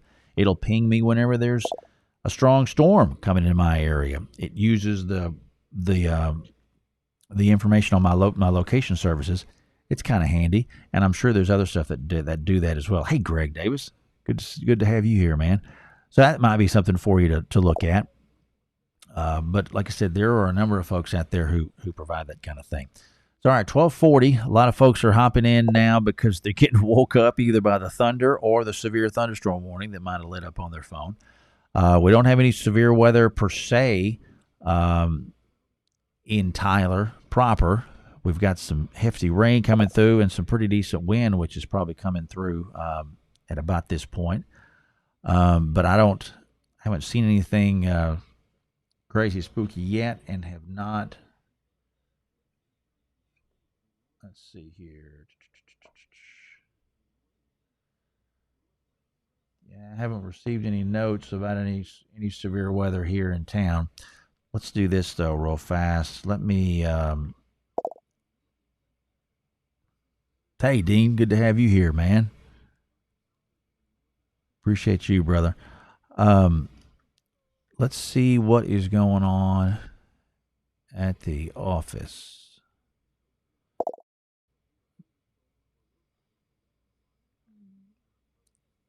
So not much wind at my place, at least at the real estate office. So we're southwest. Yeah, I'm in kind of a protected area, so it's tough to get much in the way of wind there on Old Jacksonville. Yeah, a lot of folks like the My Radar app. Wind and rain in Lindale, Alicia. All right. Yeah, it's a little bit of wind. Looks to be trying to get into town now. Like we've been talking about, the strongest of the wind is going to be right on the leading edge of this rain. That's where it's going to be most pronounced. And then after that comes through, that'll be about it. Looks like Tyler's going to miss some of the... we'll get a little bit. We got some of that trying to ease up from the south. Hold on a second. Let me turn that off. A lot of folks with us there in Tyler, so we'll kind of pull in on this. Yeah, we got a nice heavier band coming up. The individual cells in this thing are moving a little bit more northeast. The line is going more east. Pouring in Palestine. Good. So, yeah, we'll get some good rain here in the city.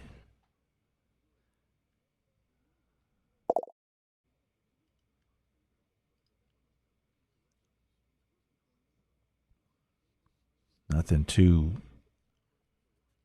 weird looking on the velocity.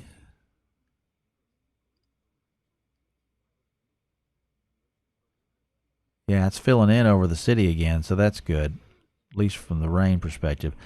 Now we're shooting this thing pretty high in the air, so I don't think that 60-mile-an-hour wind is getting down to the ground. That's pretty high up in the clouds. In fact, I'm going to pull off here and let's pull off here real quick and see what Shreveport's radar looks like real fast.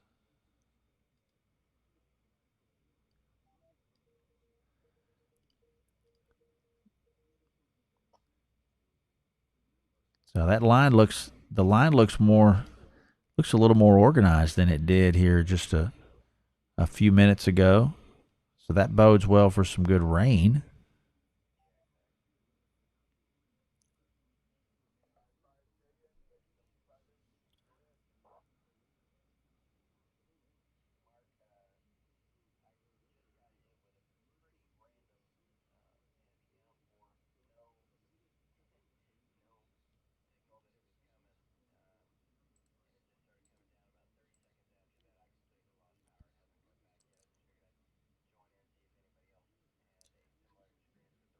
Hearing some talk of some power outages from some of these folks now around the county.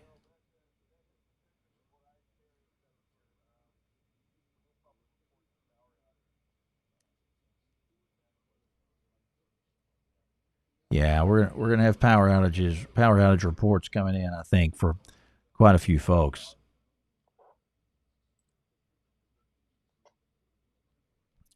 But that's consistent with what we expected with the wind.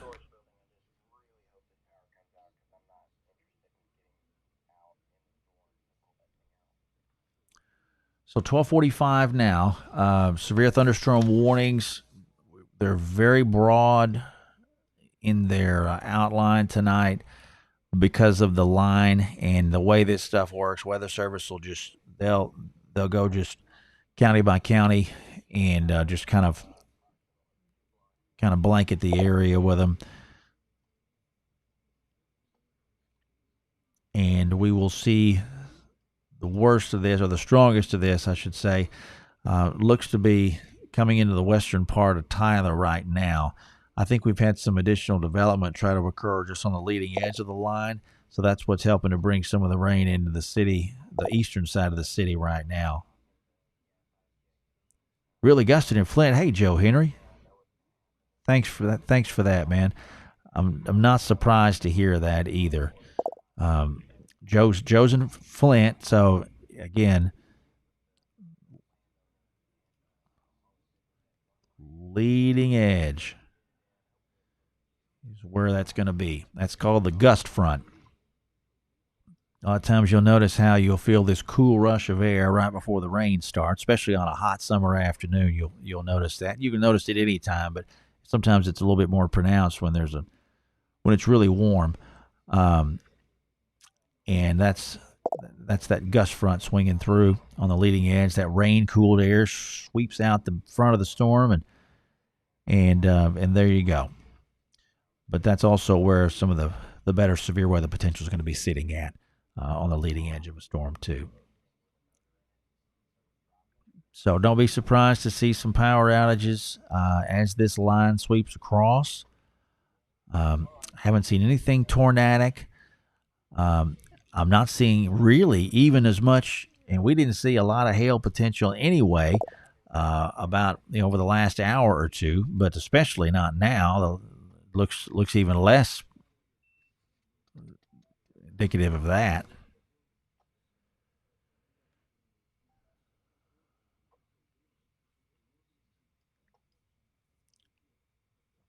But yeah, that heavy rain's just about cutting Tyler in half right now.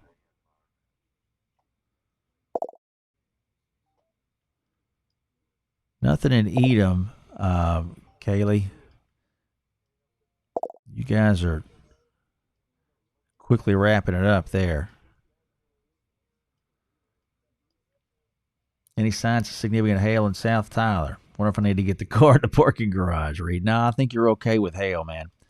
I haven't seen anything of that. If anybody sees any hail, let me know. But from what I'm noticing here, I don't see anything that says hail. And we're shooting this storm pretty high. We're on the Shreveport radar, so by the time the beam gets over Tyler, it's way up. So I think we would see it there. Starting to rain in Bullard. All right, Megan, thank you.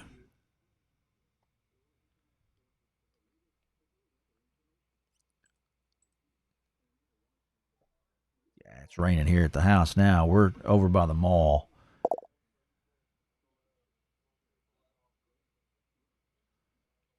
So the severe thunderstorm warning officially runs until 1:30 for Smith County and points north. So take it basically. It doesn't include all of Smith County, but if you're just south of White House on 110, you're on the bottom end of the box, and it stretches over north of Henderson. Doesn't include the city of Henderson proper. It does include Longview. It's a sizable box. Okay. Kind of outline that for you roughly. I don't know how it shows up on your computer or on your phone or wherever you're watching it on, but at least that kind of gives you a ballpark of what the box looks like. The main threat right now is going to be in here. For those winds that are going to be shooting out the leading edge of the line.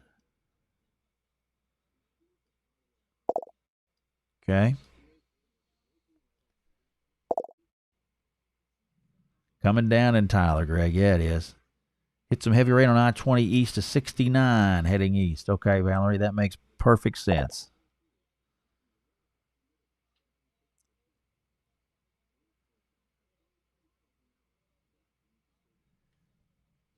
Hopefully this stuff is going to pull the pollen count numbers down tomorrow. I think it probably will.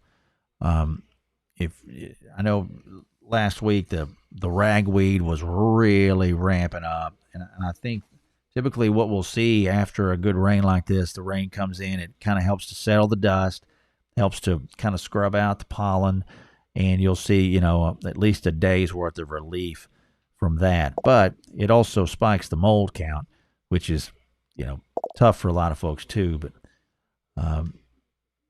it'll provide us some relief on that. Is the worst over in Lindale, Alicia? Yeah, you're on the back end. I'd hit the sack, Alicia. You're good. Lindale, Mineola, Haynesville, Winsboro, you're done. Sulphur Springs, Mount Vernon, you guys are done. Mount Pleasant, you're up to bat. Pittsburgh, you're up to bat. Gilmer, Gladewater, Chapel Hill, you're up to bat. White House, you're up to bat right now.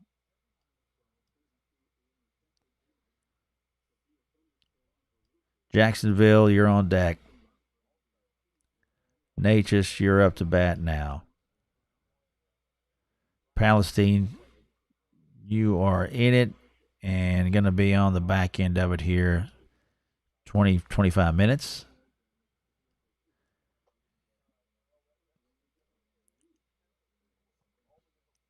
Yeah, I haven't heard too much thunder here at my house, but you can see these lightning indicators. If you can see these little squiggly marks here. You're welcome, Alicia. Thanks for being a part. There's a marker there. There's a marker north of UT. There's an older one there. West of 69. West of Broadway, south of Loop 323.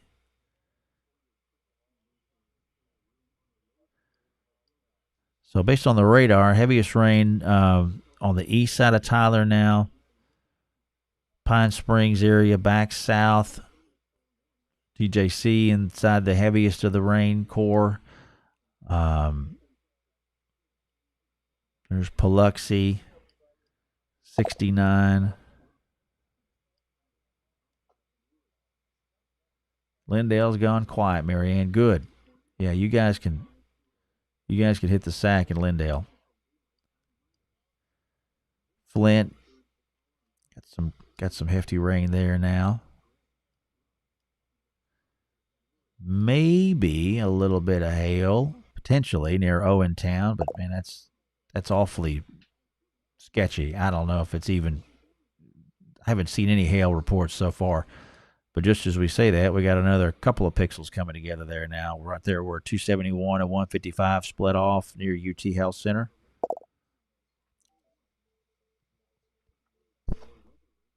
Just had a power hit here at the house. That was some lightning.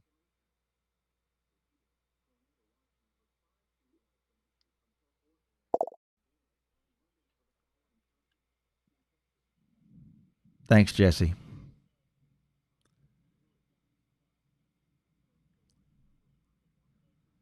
So it could be a little bit of hail potential. There's another little pocket of that near UT now trying to show up. Now whether it's reaching the ground or not, I don't know. Power just went off, back on, off Troop Highway. Okay, Hunter. Thank you.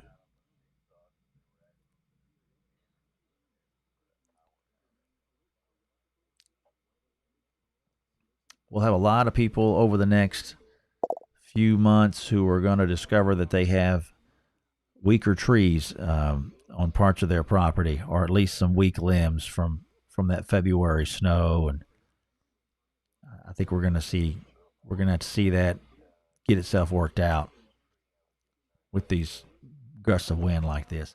Power surge troop in the loop. Thanks, Jim.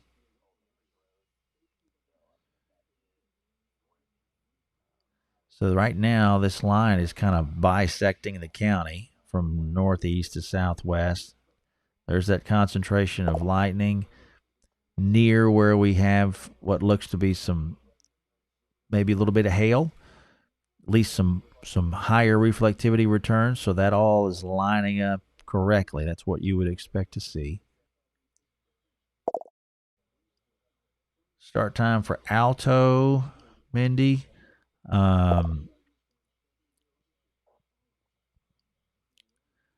I'd say 30 to 45 minutes maybe for you guys, Alto.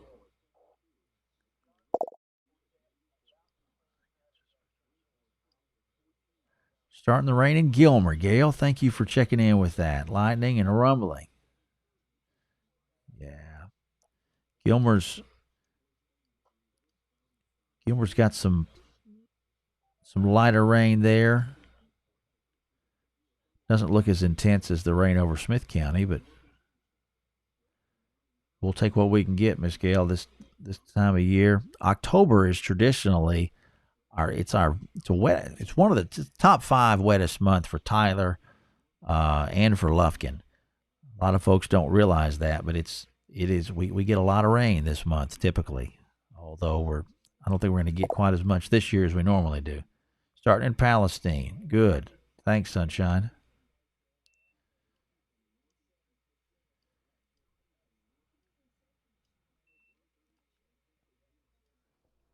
So we're almost to 1 o'clock. It's 12:57.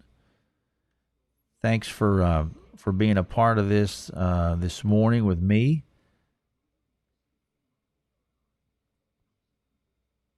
I typically don't come on a whole lot with the Facebook Live stuff. I try to reserve that for the breaking, for the tornado stuff.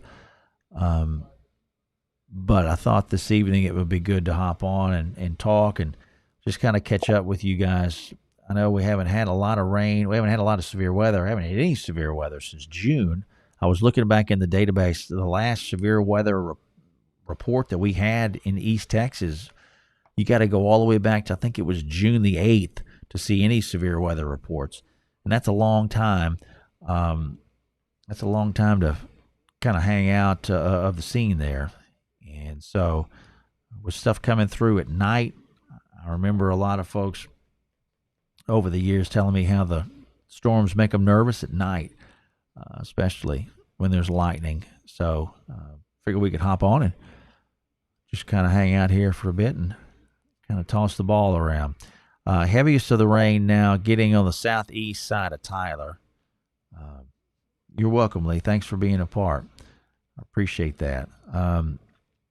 Northwest Tyler, you're pretty much you're quickly wrapping up. Tyler Pounds, looks like you are done with the severe weather concern. And I would say the same for Lindale, Swan,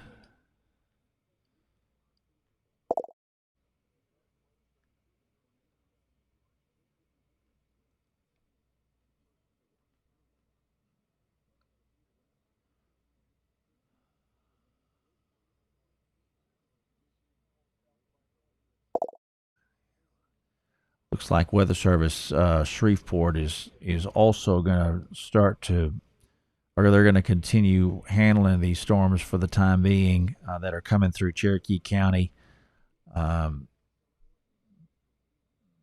handling those without the severe thunderstorm warnings and going with just special weather statements, which is a step below the severe thunderstorm products, for lack of a better term. So that's good. Those won't come out. Most folks don't get text messages for special weather statements, and their radios don't. No weather radios won't go off for special weather statements.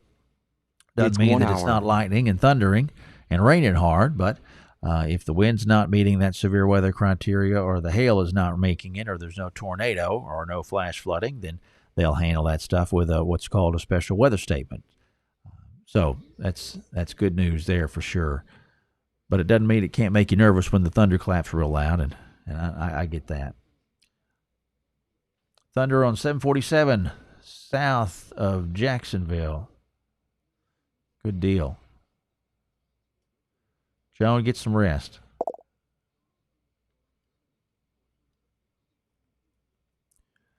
So, yeah, this line's quickly approaching Jacksonville. You guys are up to bat here. White House, Chapel Hill, Liberty City, you're on deck. We'll be getting the rain in your area here pretty quick.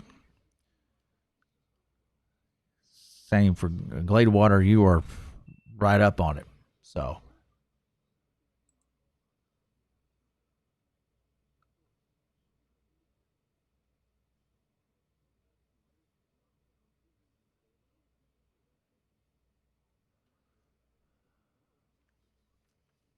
seeing some reports of trees down up in the Broken Bow.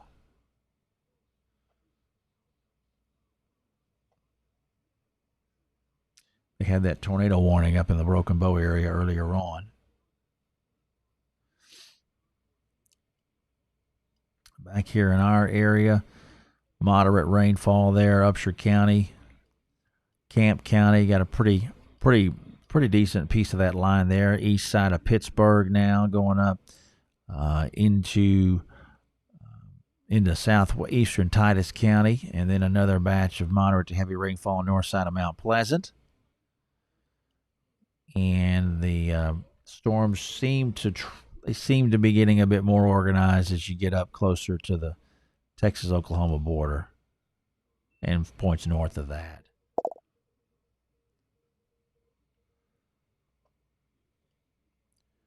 But the line, we've got it, let's call it about halfway through the area. Cools off behind it. There's 66 right now at the Wood County Airport there between Mineola and Quitman. 64 up at Greenville. Is hail showing up anywhere, John? No, not a whole lot. A couple of pixels trying to come in there. They were there north of Starville. Now they're gone. Yeah, so I'm seeing very minimal signs for hail. Hey, Bobby. Kilgore, you guys are, we'll say you're almost on deck. Lindell, you're done, Michelle. Hit the sack. I don't see any rotation in the line, Jake. Haven't seen much for a while now. It's not to say that something can't pop, but at the moment, I don't see anything. And as the line overall seems to be weakening, which is obviously a good sign as well. So glad for that. Hey, Brian Brandt, thank you, man. How bad in Grapeland, Michaela? Not too bad. That line gets progressively. There's some pretty decent lightning over near Centerville, but I don't see any. There's no warnings out there, and I think you should be pretty all right, as they say. Yeah, Tyler's almost clear, Elizabeth.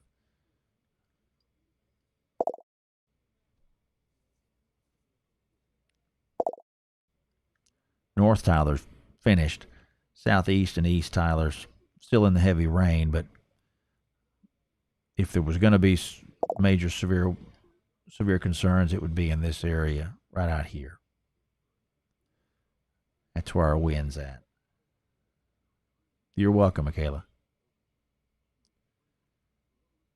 You're welcome, Carol.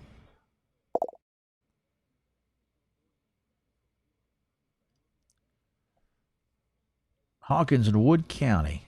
Tori, you're looking all right there. I'd say I'd hit the sack if I'm in Wood County.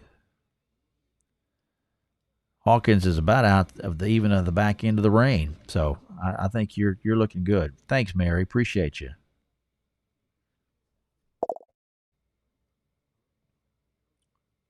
When can I go to sleep in True? Well, True, let me see here, Jennifer.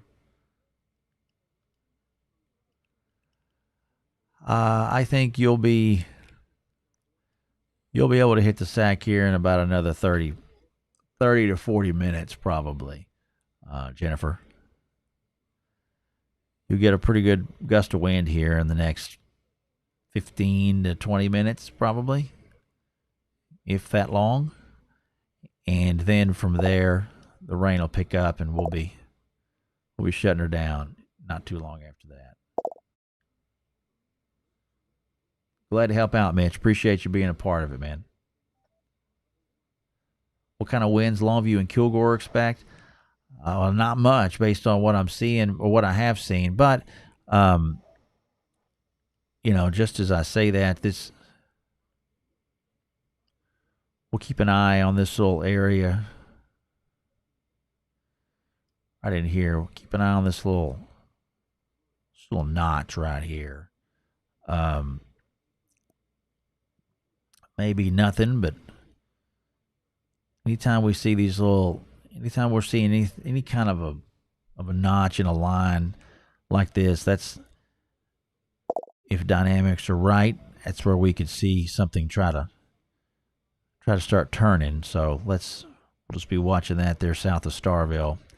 But I don't, as far as the wind goes, otherwise I haven't seen any reports of significant wind for well over an hour, to be honest with you, Jordan. But 30 to, the warning's out until 1:30, so up to 60-mile-an-hour winds are not out of the question, but it becomes a matter of, has anything produced, and I haven't seen many reports of that in a while. So take that for what it's worth. But the severe thunderstorm warning is in place until 1:30. So the potential, when the warning was issued, for up to 60-mile-an-hour winds. And I think that was obviously a smart thing to do because of the environment that we're in. But better to be over-prepared than under-prepared on that. Good night from Winsboro. All right, Casey, sleep tight. You're welcome, Jennifer, very much.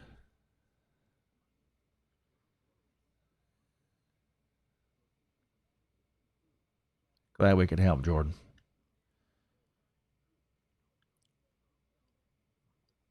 So Tyler, we're on the back end of that. The even the heaviest of the rain in Tyler, southeast Tyler, is not that heavy. So we're about to shut that down. We've still got heavy rainfall, some really heavy rainfall there south of Starville, out 31 towards Douglas and Browning. Those easternmost parts of Smith County. ARP, you're up here shortly. White House still got some hefty rainfall.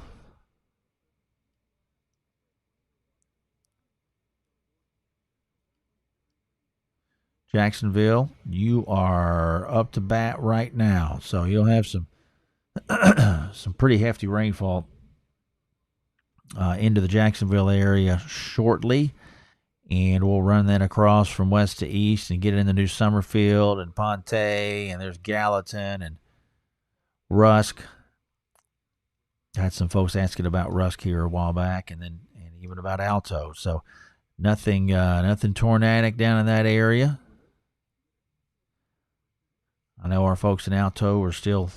That'll always be on your mind once you've gone through something like you did here a couple of years ago. Teasville, yeah, getting some hefty rain, I bet right now, BJ. Thanks for checking in.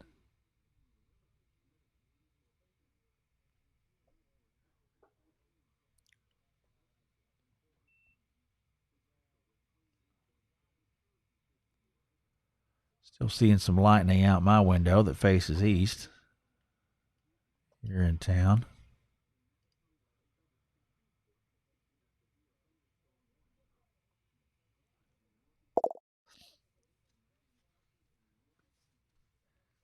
Had some wind there, Kayla and Palestine and rain. Yeah.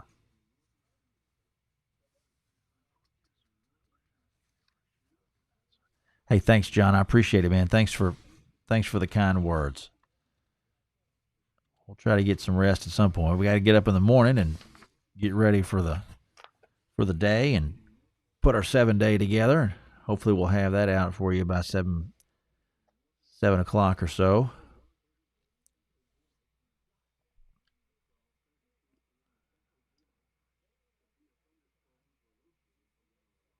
So let's see here how we're looking from a broader perspective.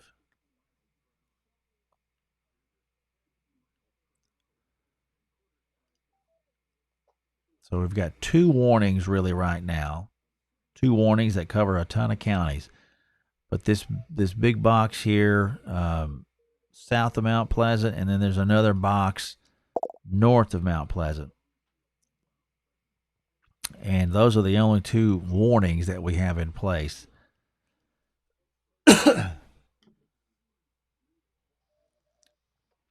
Temps down to 68 here at the house, by the way. So we're definitely rain cooled.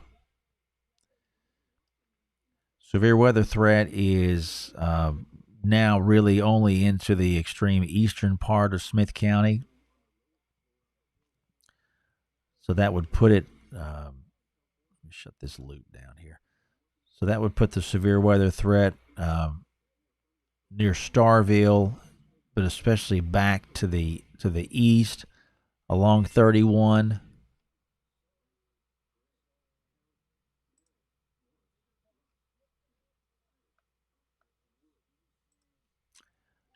Over to Browning and Douglas out 850. Almost done in Flint, Mitch. Yeah, you are.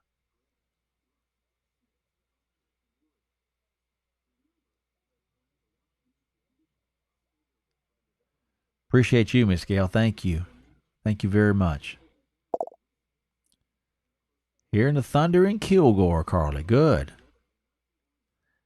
Yeah, we'll keep an eye on that.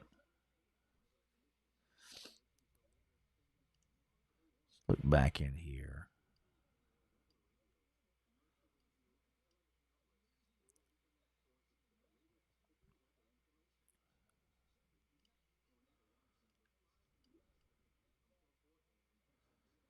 Just kind of poke around in here for a second.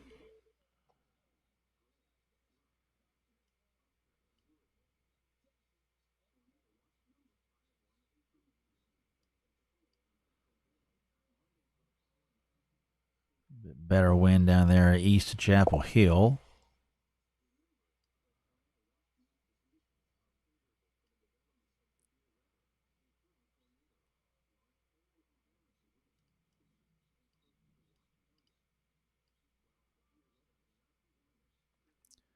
Definitely probably some 30 to 40 mile an hour winds potentially in some of this.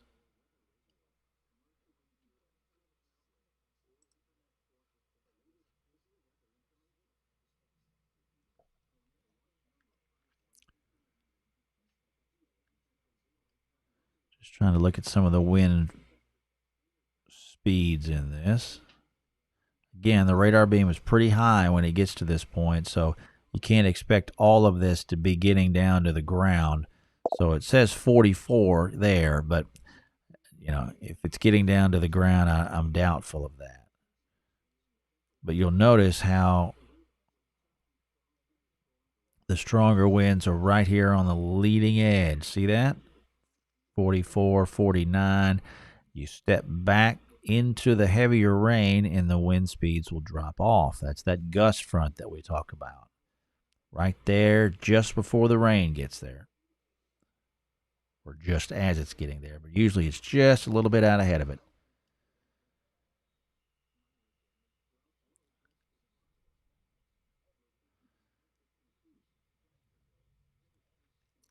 But this line it's trying to kind of bulge out a little bit there. West of Kilgore. So, could be a little bit more of a wind producer there.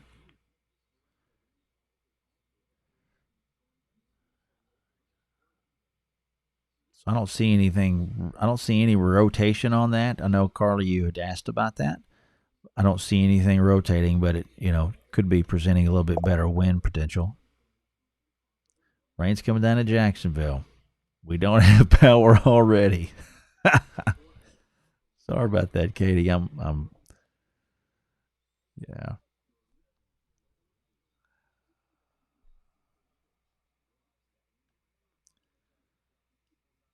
Let's see here. Yeah, you getting it good there, Jacksonville now, Katie.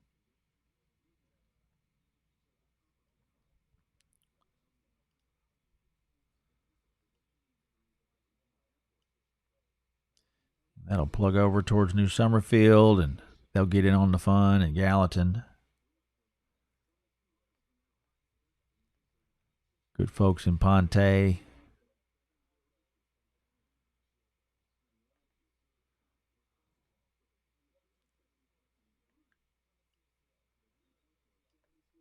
So let's see here. What else do we have? Weather Service went ahead with a new severe thunderstorm warning down towards Centerville. They were watching some rotation down there. That's out of our area, but Fort Worth has been watching that here for a little bit, they said. But again, that's out of our area. Little bulge there, Jacksonville potentially could be a little bit of a. See how it kind of bulges out just a little bit there. Could be a little bit better wind potential on the east side of Jacksonville. So just kind of keep that in mind, folks. New Summerfield out 79.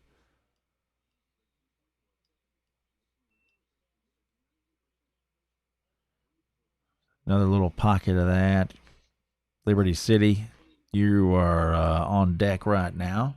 Kilgore, not far behind them.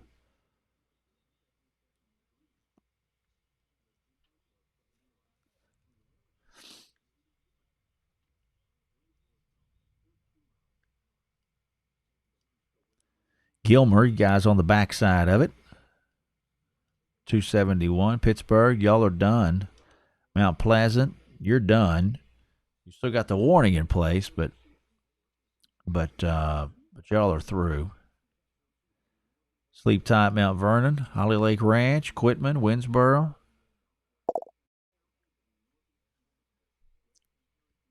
Jim McKee, you're seeing a lot of sites showing 6/10. That's good or better. I'll take that. I will take that. Looks like we've had 4,900s here at the real estate office, so almost half an inch. So that's good.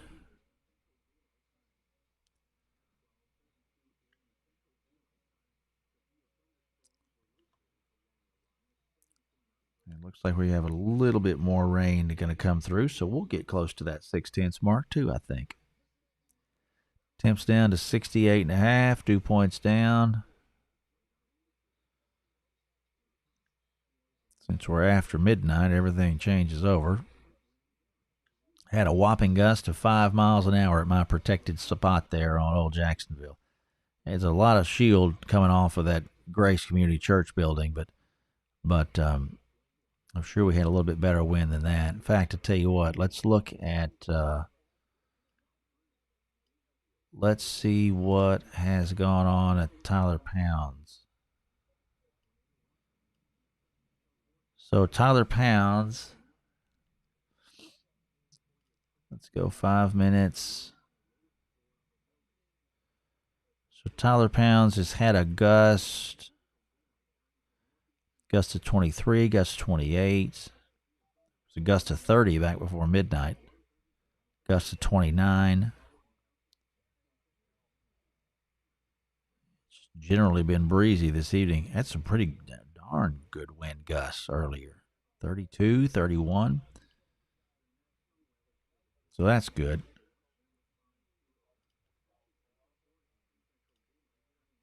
All right.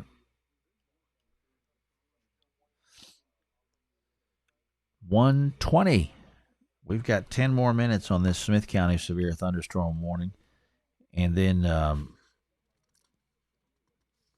Weather Service will have to decide how they want to proceed, because they're going to lose a bunch of counties that this line is still going through at 1:30 here in about 10 minutes. So they'll make a decision as to whether or not they want to extend that warning or let it expire. They'll probably reissue, but just further east. We'll see what they decide to do, though.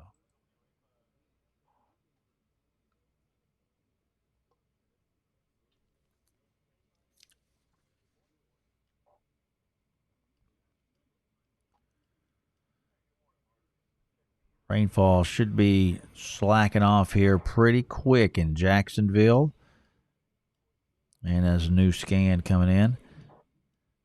That little bulge is a little bit more pronounced.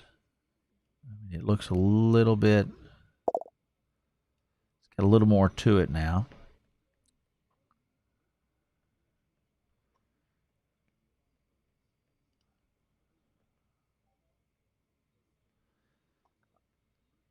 Yeah, see, let's clear that off.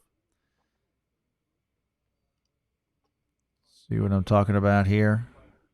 See, that's 62. Notice how at the apex of that bulge,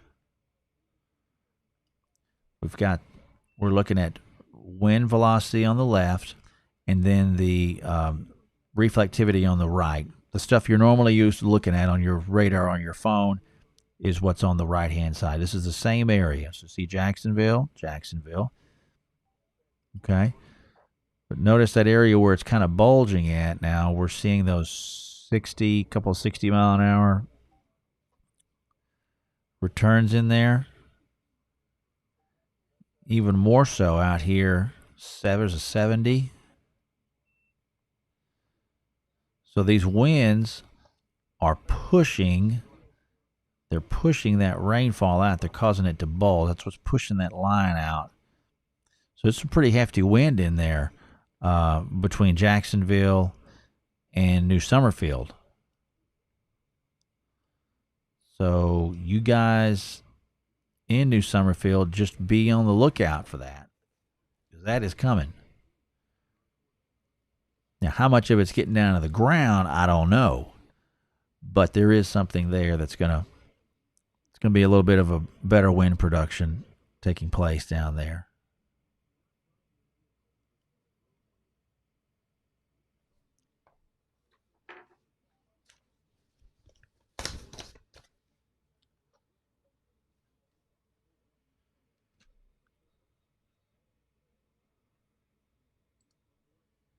Mention that.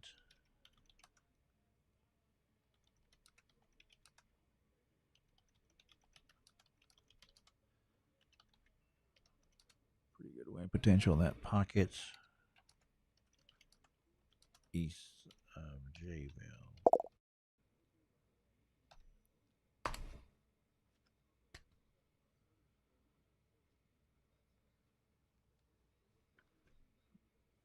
Just mention that Weather Service and see what they think about that.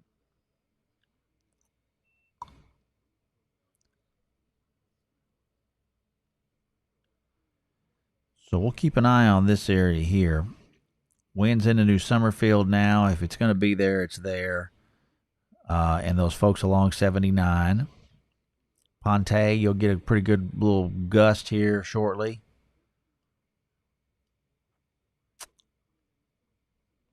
Hey, Scotty, how bad Longview? I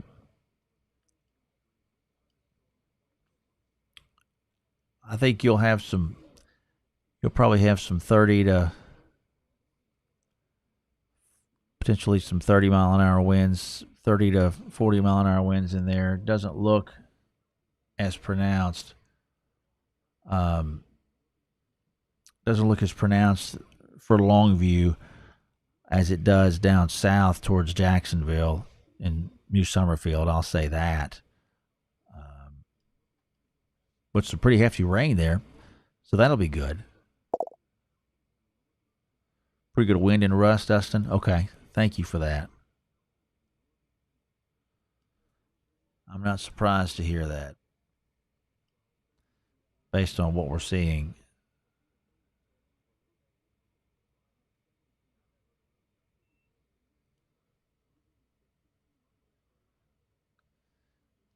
Yeah, Weather Service is seeing what I'm seeing on that wind, they say.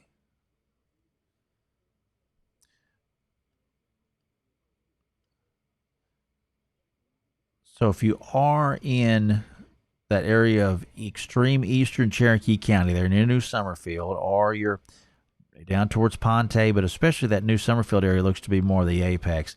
Over into Rusk County there, McKnight, Gum Springs. Just be mindful of that. You're going to get a pretty good gust here as this line approaches. So I don't want you to get caught off guard. We do have the severe thunderstorm warning still in place until 1:30 officially for areas north of y'all. But I wouldn't be surprised to see the Weather Service make a move on a warning for this this pocket down here in extreme eastern Cherokee County. We'll wait and see what they decide to do on that. That's their call to make. They got a lot more eyes on it,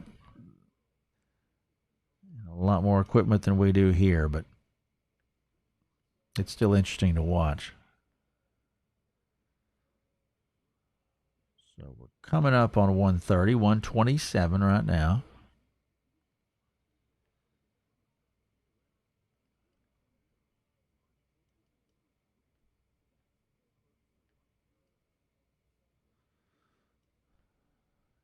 Looks like this maybe the better wind potential is now a little bit north of New Summerfield.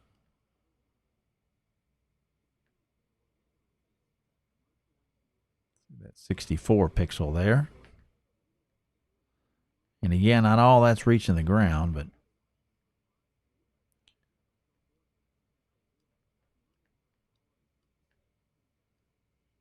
oh, kind of leaky roof, Scotty. Okay, yeah, rain maybe not what you need then.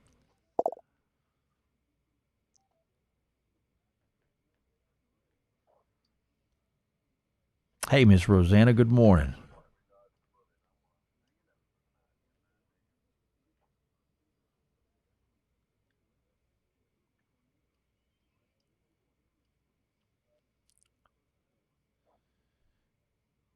Yeah, that bow is still there. This section of the line looks now starting to look a little bit more organized than it did earlier. So what we'll do is we'll keep an eye north of that bow, east of Troop. What is that? Okay, that's not our area. Never mind.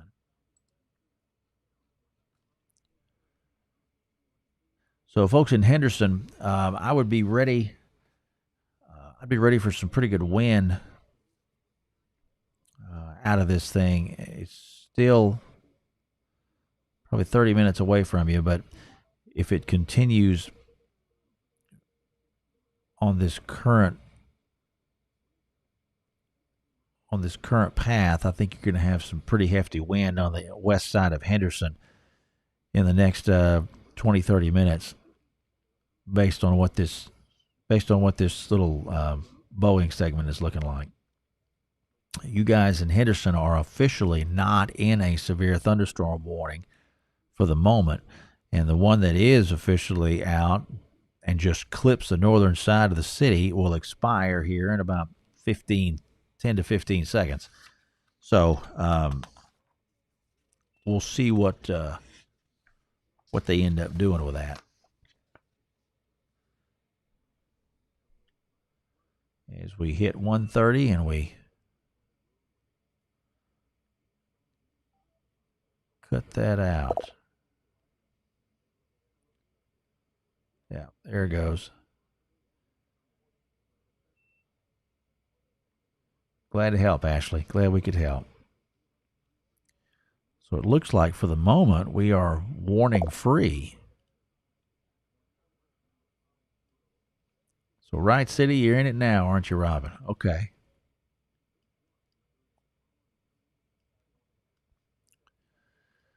So at least for the moment, we are warning free. Jacksonville, Kula, it's quiet and not raining anymore. Good, Katie. I think you can just about shut her down there. Troops getting lots of hay, Robin. Yeah. You won't be getting it for much longer, though. Just about to wrap up.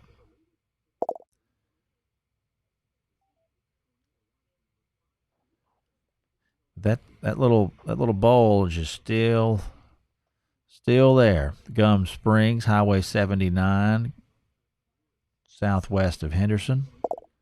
Folks on 42, or actually folks along 42, west of 42.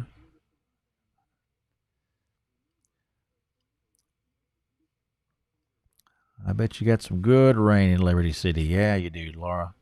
Or Tammy, I'm sorry. Yeah, you do. All right, let's see here. So they're going to do a special weather statement then until 2:15 for that little area that we saw. They're not going to reissue a warning on it for now. So that's encouraging.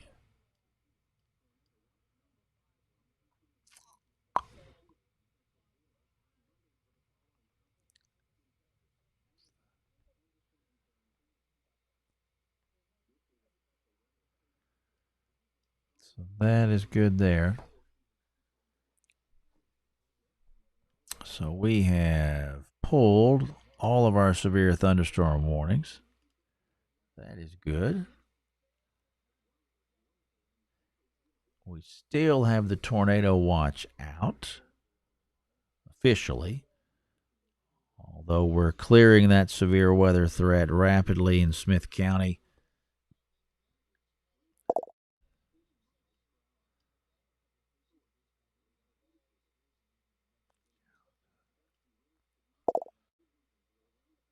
Good night, Lori. Appreciate you following. Get some rest. Gallatin, man, Jake, I think you're looking better and better, bud. I'd give it if you want to just hang back until the heaviest of the rain is through your area, that'll probably take you another 5 to 15 minutes, and then I think you can probably call it. So hopefully that helps some.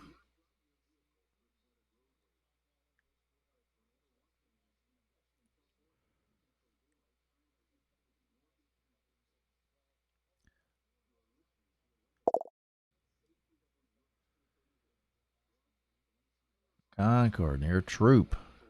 Yeah.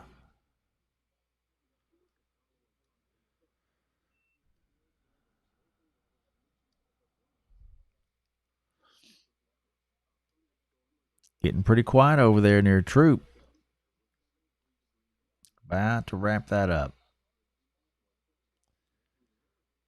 Back into the rain there in Troop. I think you guys are good. I would shut her down, Kelly.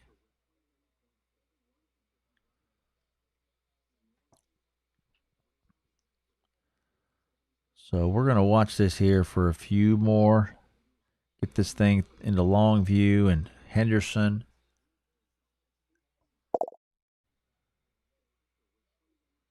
Yeah, I bet it was loud. I bet it was.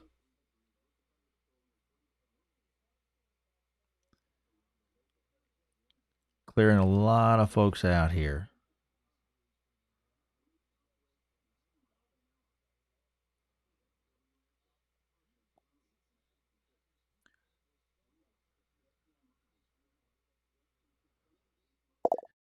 If nothing else, that wind, yeah, wind's getting it, isn't it, Robin?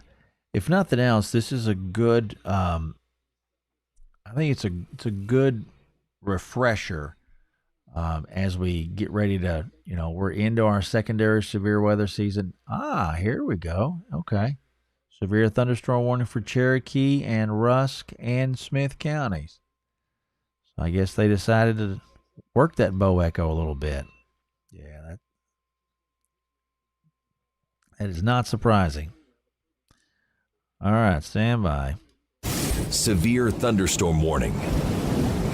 All right, so new severe thunderstorm warning for Cherokee, Rusk, southeastern Smith, central Rusk, northeastern Cherokee. That's going to go till 2 o'clock. 60-mile-an-hour winds and some quarter-sized hail possible.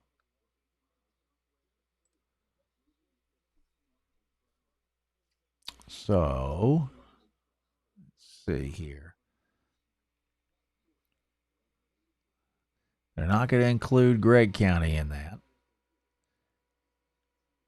because that bow is well south of the Gregg County line. So this won't include Kilgore, but that is for this pocket right here. I am just about certain.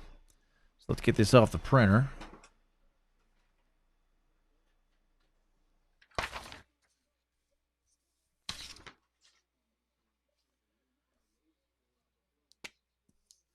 So they're going to run the warning until 2 o'clock officially.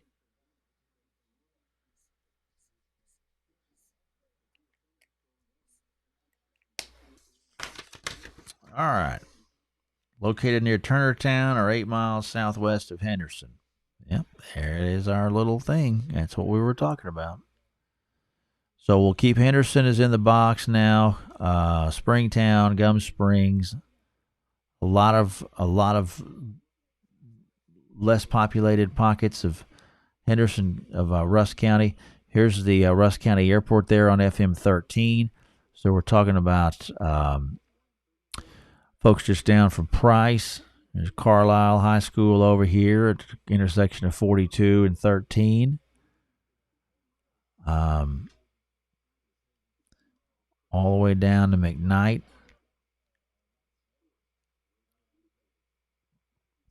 Potentially some decent little hail return in there near from between Big Springs and Good Springs and Gum Springs. So I wouldn't be surprised to see maybe a little bit of hail getting to the ground there along 42. Right there where 42 and 79 cross. So that's going on. And then we've got the wind potential, which is going to be more widespread, especially there near Price.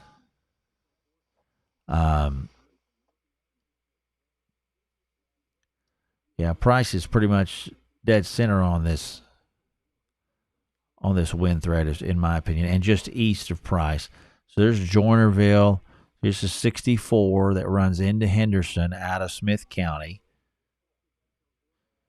So yeah, Joinerville is it's kind of the apex. Probably going to be more the apex of that. You pull out away from it, you can kind of. Got the thunderstorm warning for Laneville. Lightning is intense. Okay, Marissa.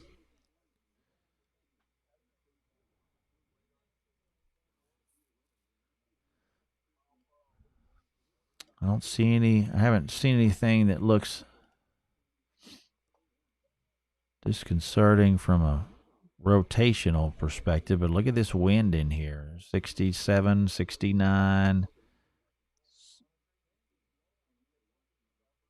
60s. Yeah, I think the best of this wind is right in this area out here.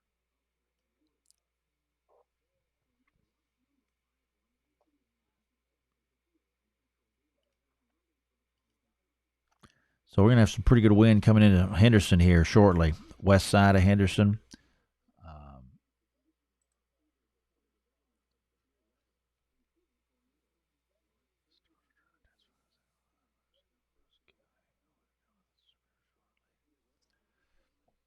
yeah, I'm glad they did that, just based on what that line was starting to do. That makes sense. Pinch a little bit better on that wind. Yeah, CC, you're good in Flint. I would shut her down and get some rest. Crazy wind in Kilgore, Carly. Okay.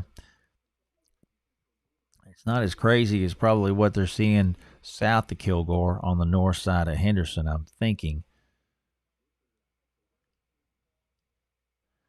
Is that could be that and this area back towards Gum Springs.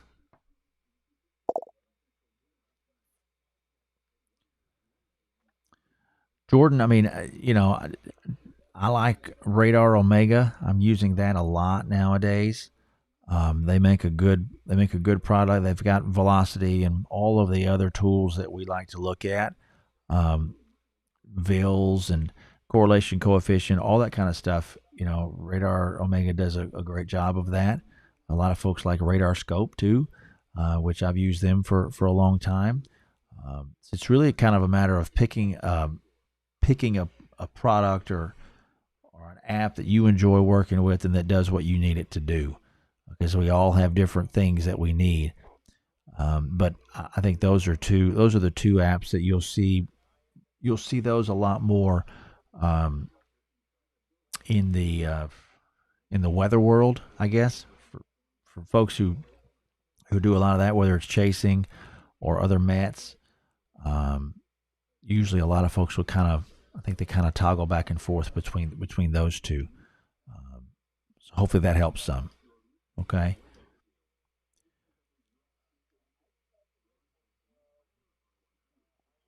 So this thing continues to kind of shove off to the east. I think I may have to restart here real fast. You're welcome, Jordan. Glad to help, man. So here's that. So radar scope here. Let's get this. We need to get over on Shreveport side real quick. Here we go.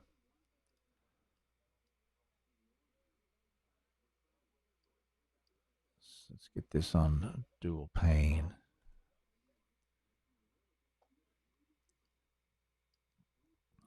So we've got some wind in here near Henderson. South of them too.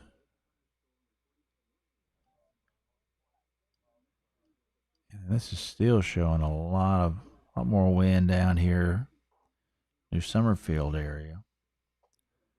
That's what's helping to pull this thing out a little bit.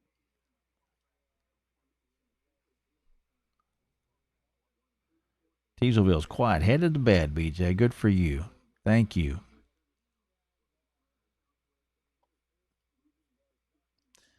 So our folks in Henderson are definitely getting some hefty rain at the moment. And that's both north and south of Henderson. Longview, you guys are up to bat. Rain's getting into the west side of Longview right now, I would bet. Let's pull this back up. Omega.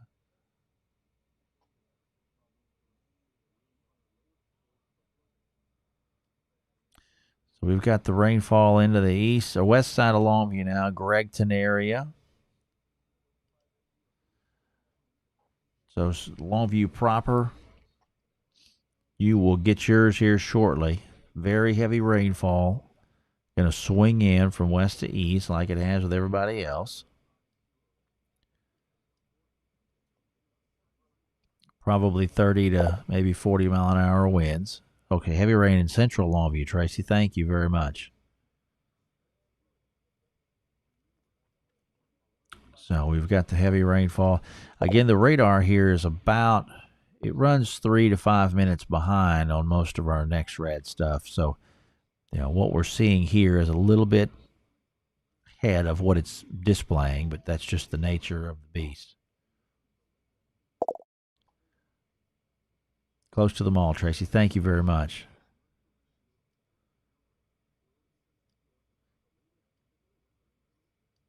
There you go. That's an updated scan there.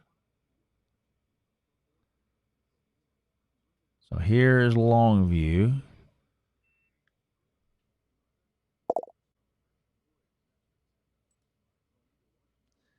All right, so Fort Worth has now cleared Anderson, Henderson, Hopkins, Rains, and Van Zant counties from the watch. So that's good. So that heavier rain will continue to sweep into Longview from the west.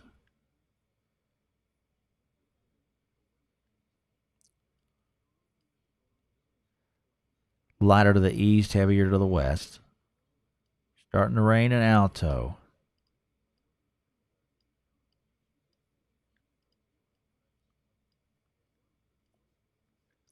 Nothing severe, though, in Longview. So we do want to be aware of that. I want to get down here and talk to folks in Ponte real quick. All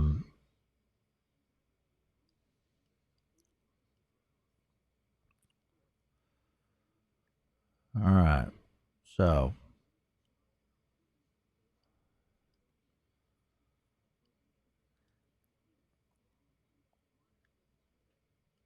Rusk, you got the worst of it back off to the east of you now. Ponte, you're clearing out. Hang in there, Jill. Currently in the closet with the dog. We're just about done here in Ponte. All right. Worst of it is east of you. So you're clearing out pretty quick. Some spotty intermittent rain behind that, and you may this stuff down around Oakland and east or west of Rusk may clip you, but you'll be all right. Down to 65.5 here in Tyler, so temperature's down a little bit more. Just starting to rain in Alto, huh? Well, Mindy? Yep, there it is.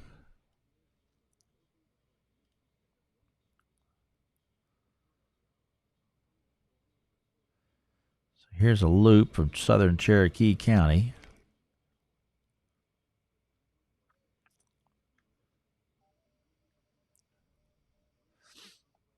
Glad to see them pull that watch out, actually. That's good. Appreciate you, Jill. Thanks for being a part of this, okay?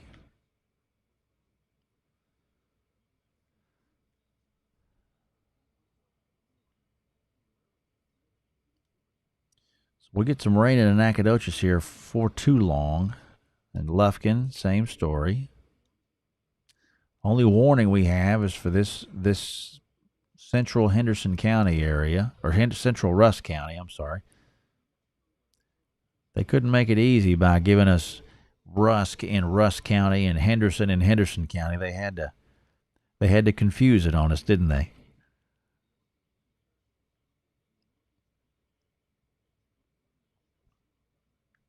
So let's get back over here and see how our winds are looking.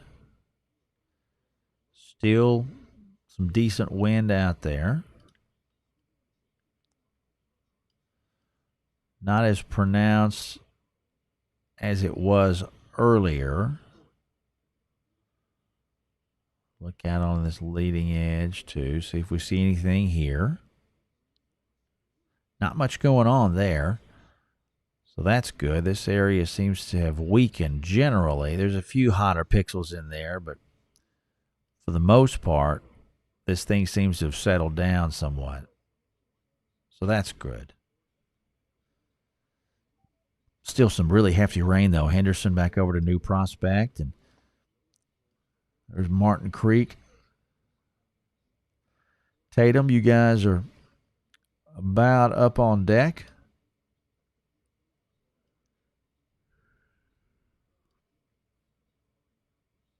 Longview still in the midst of the heavy rain.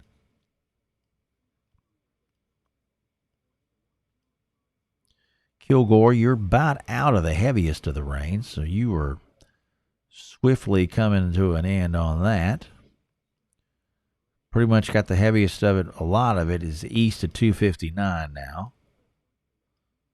Until you get down to Henderson, and then at 259 takes a hard move to the east, and we got some pretty hefty rainfall on the central and southern side of Henderson now. And that is where our only warning polygon is situated at.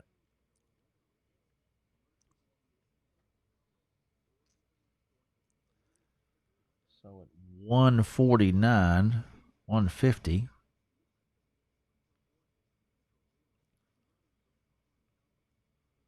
We'll keep watching this here for a little while longer.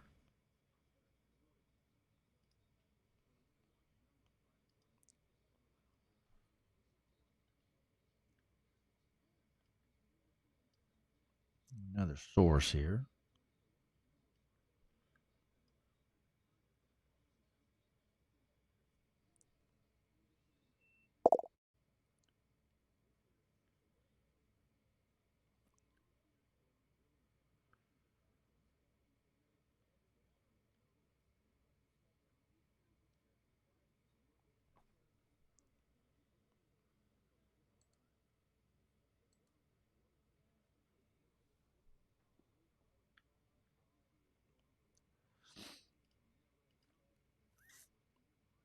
We need some heavier rain in Laneville. All right.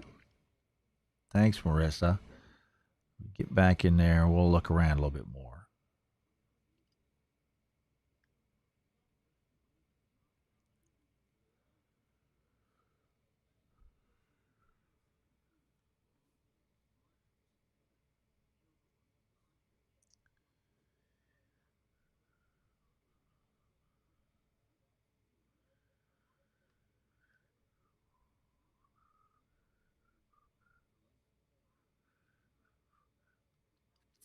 We are quickly moving this stuff through Russ County.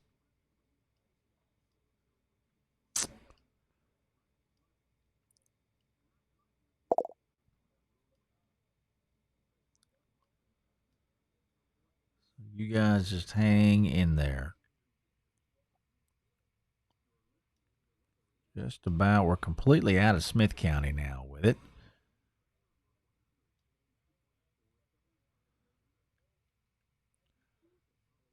And we're going to have this thing through Longview before long. Tons of lightning and wind in Brackfield. Okay.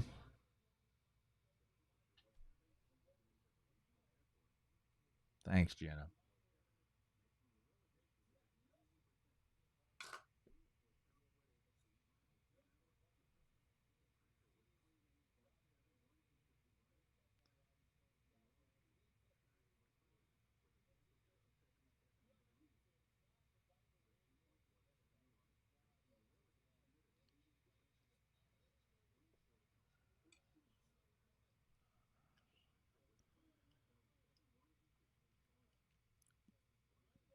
Yeah, this thing's continuing though to get east of you guys there in Henderson. So we are trending better and better.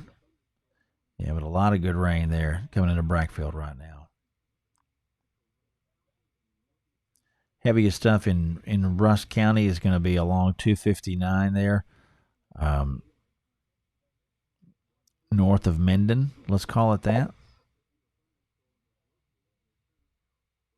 Yeah, Teresa, he's getting better south.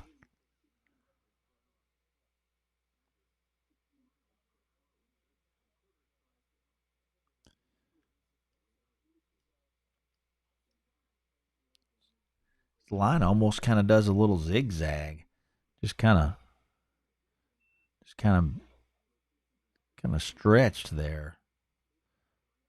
Northeast of Longview stretches, kind of arcs back to the west, and then kind of arcs a little bit more back to the east. Kind of wobbly.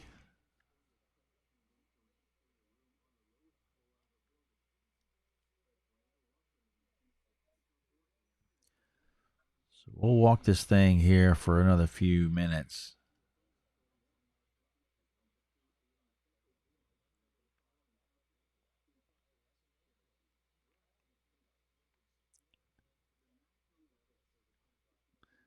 Overall lightning production is not as impressive as it was.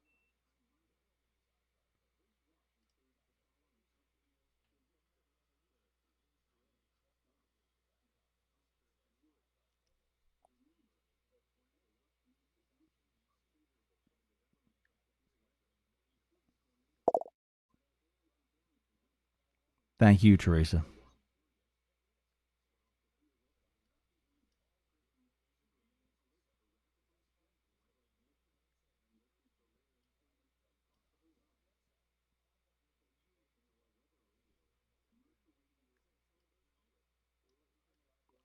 Even looking further north, no warnings, all the way up to Texarkana, which is impressive, especially considering that support is much better the further north you go. But you got to get up well into Oklahoma to even get a warning out of that, or Arkansas, I should say.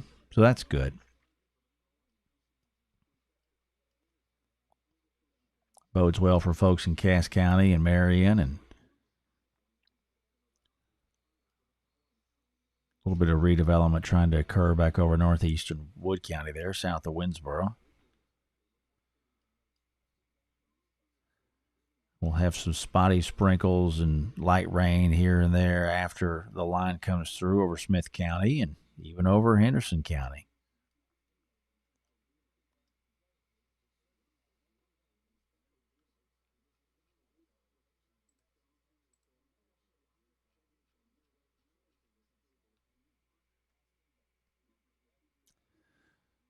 So we're glad for that. Maybe a little bit of hail trying to make its head show up there. East side of 259, north of Menden, south of Henderson.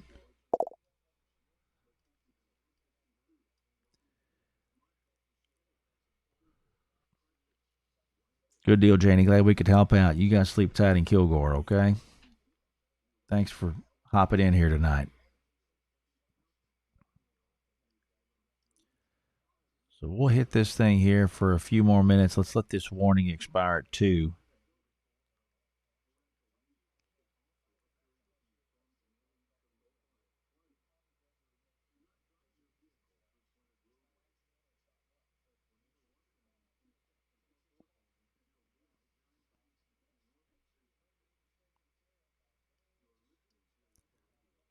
Been a good refresher, though, as I was talking about earlier on. It's been good just to get people back up to speed on kind of thinking about severe weather.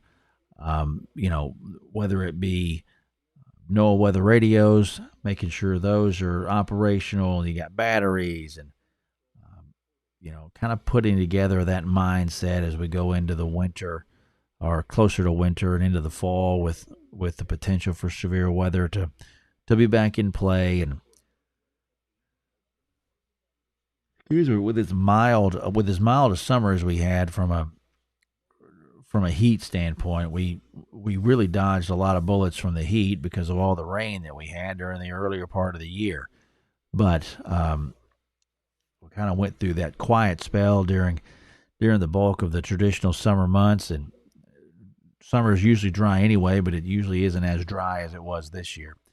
So it's good to have a reset point, and being ready for what is our secondary severe weather season that really starts 1st of October, latter part of September, and it'll run through December.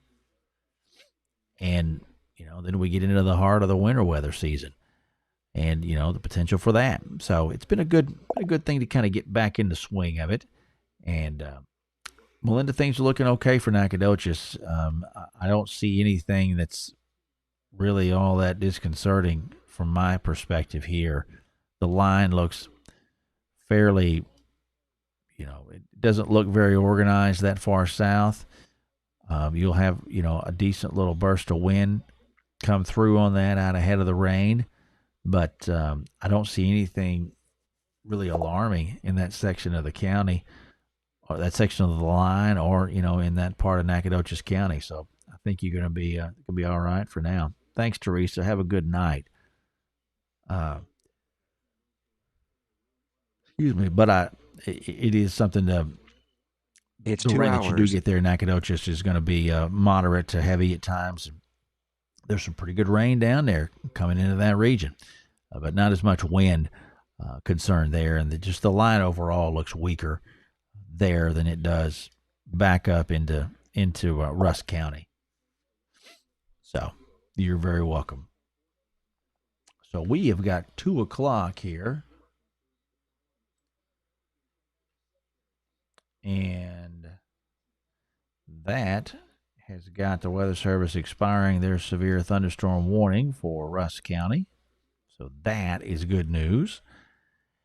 And I think with that, I am going to try to get a little bit of rest. If we have anything significant redevelop, we can visit that at that point.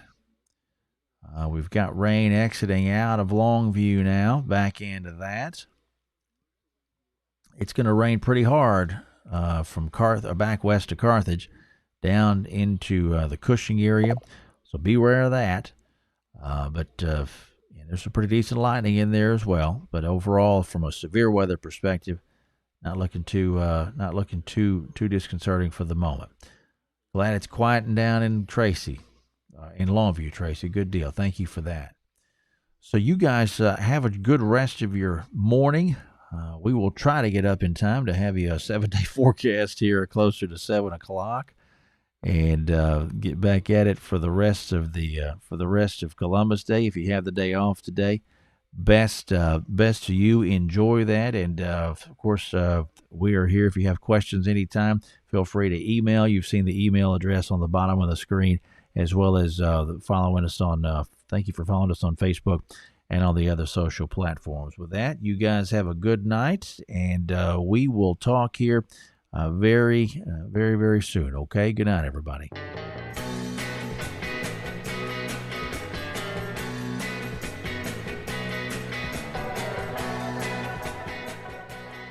Thanks for watching this live broadcast from Doc Deason's Weather. When weather's at its worst, we're at our best. Doc Deason's Weather, the calm in the storm.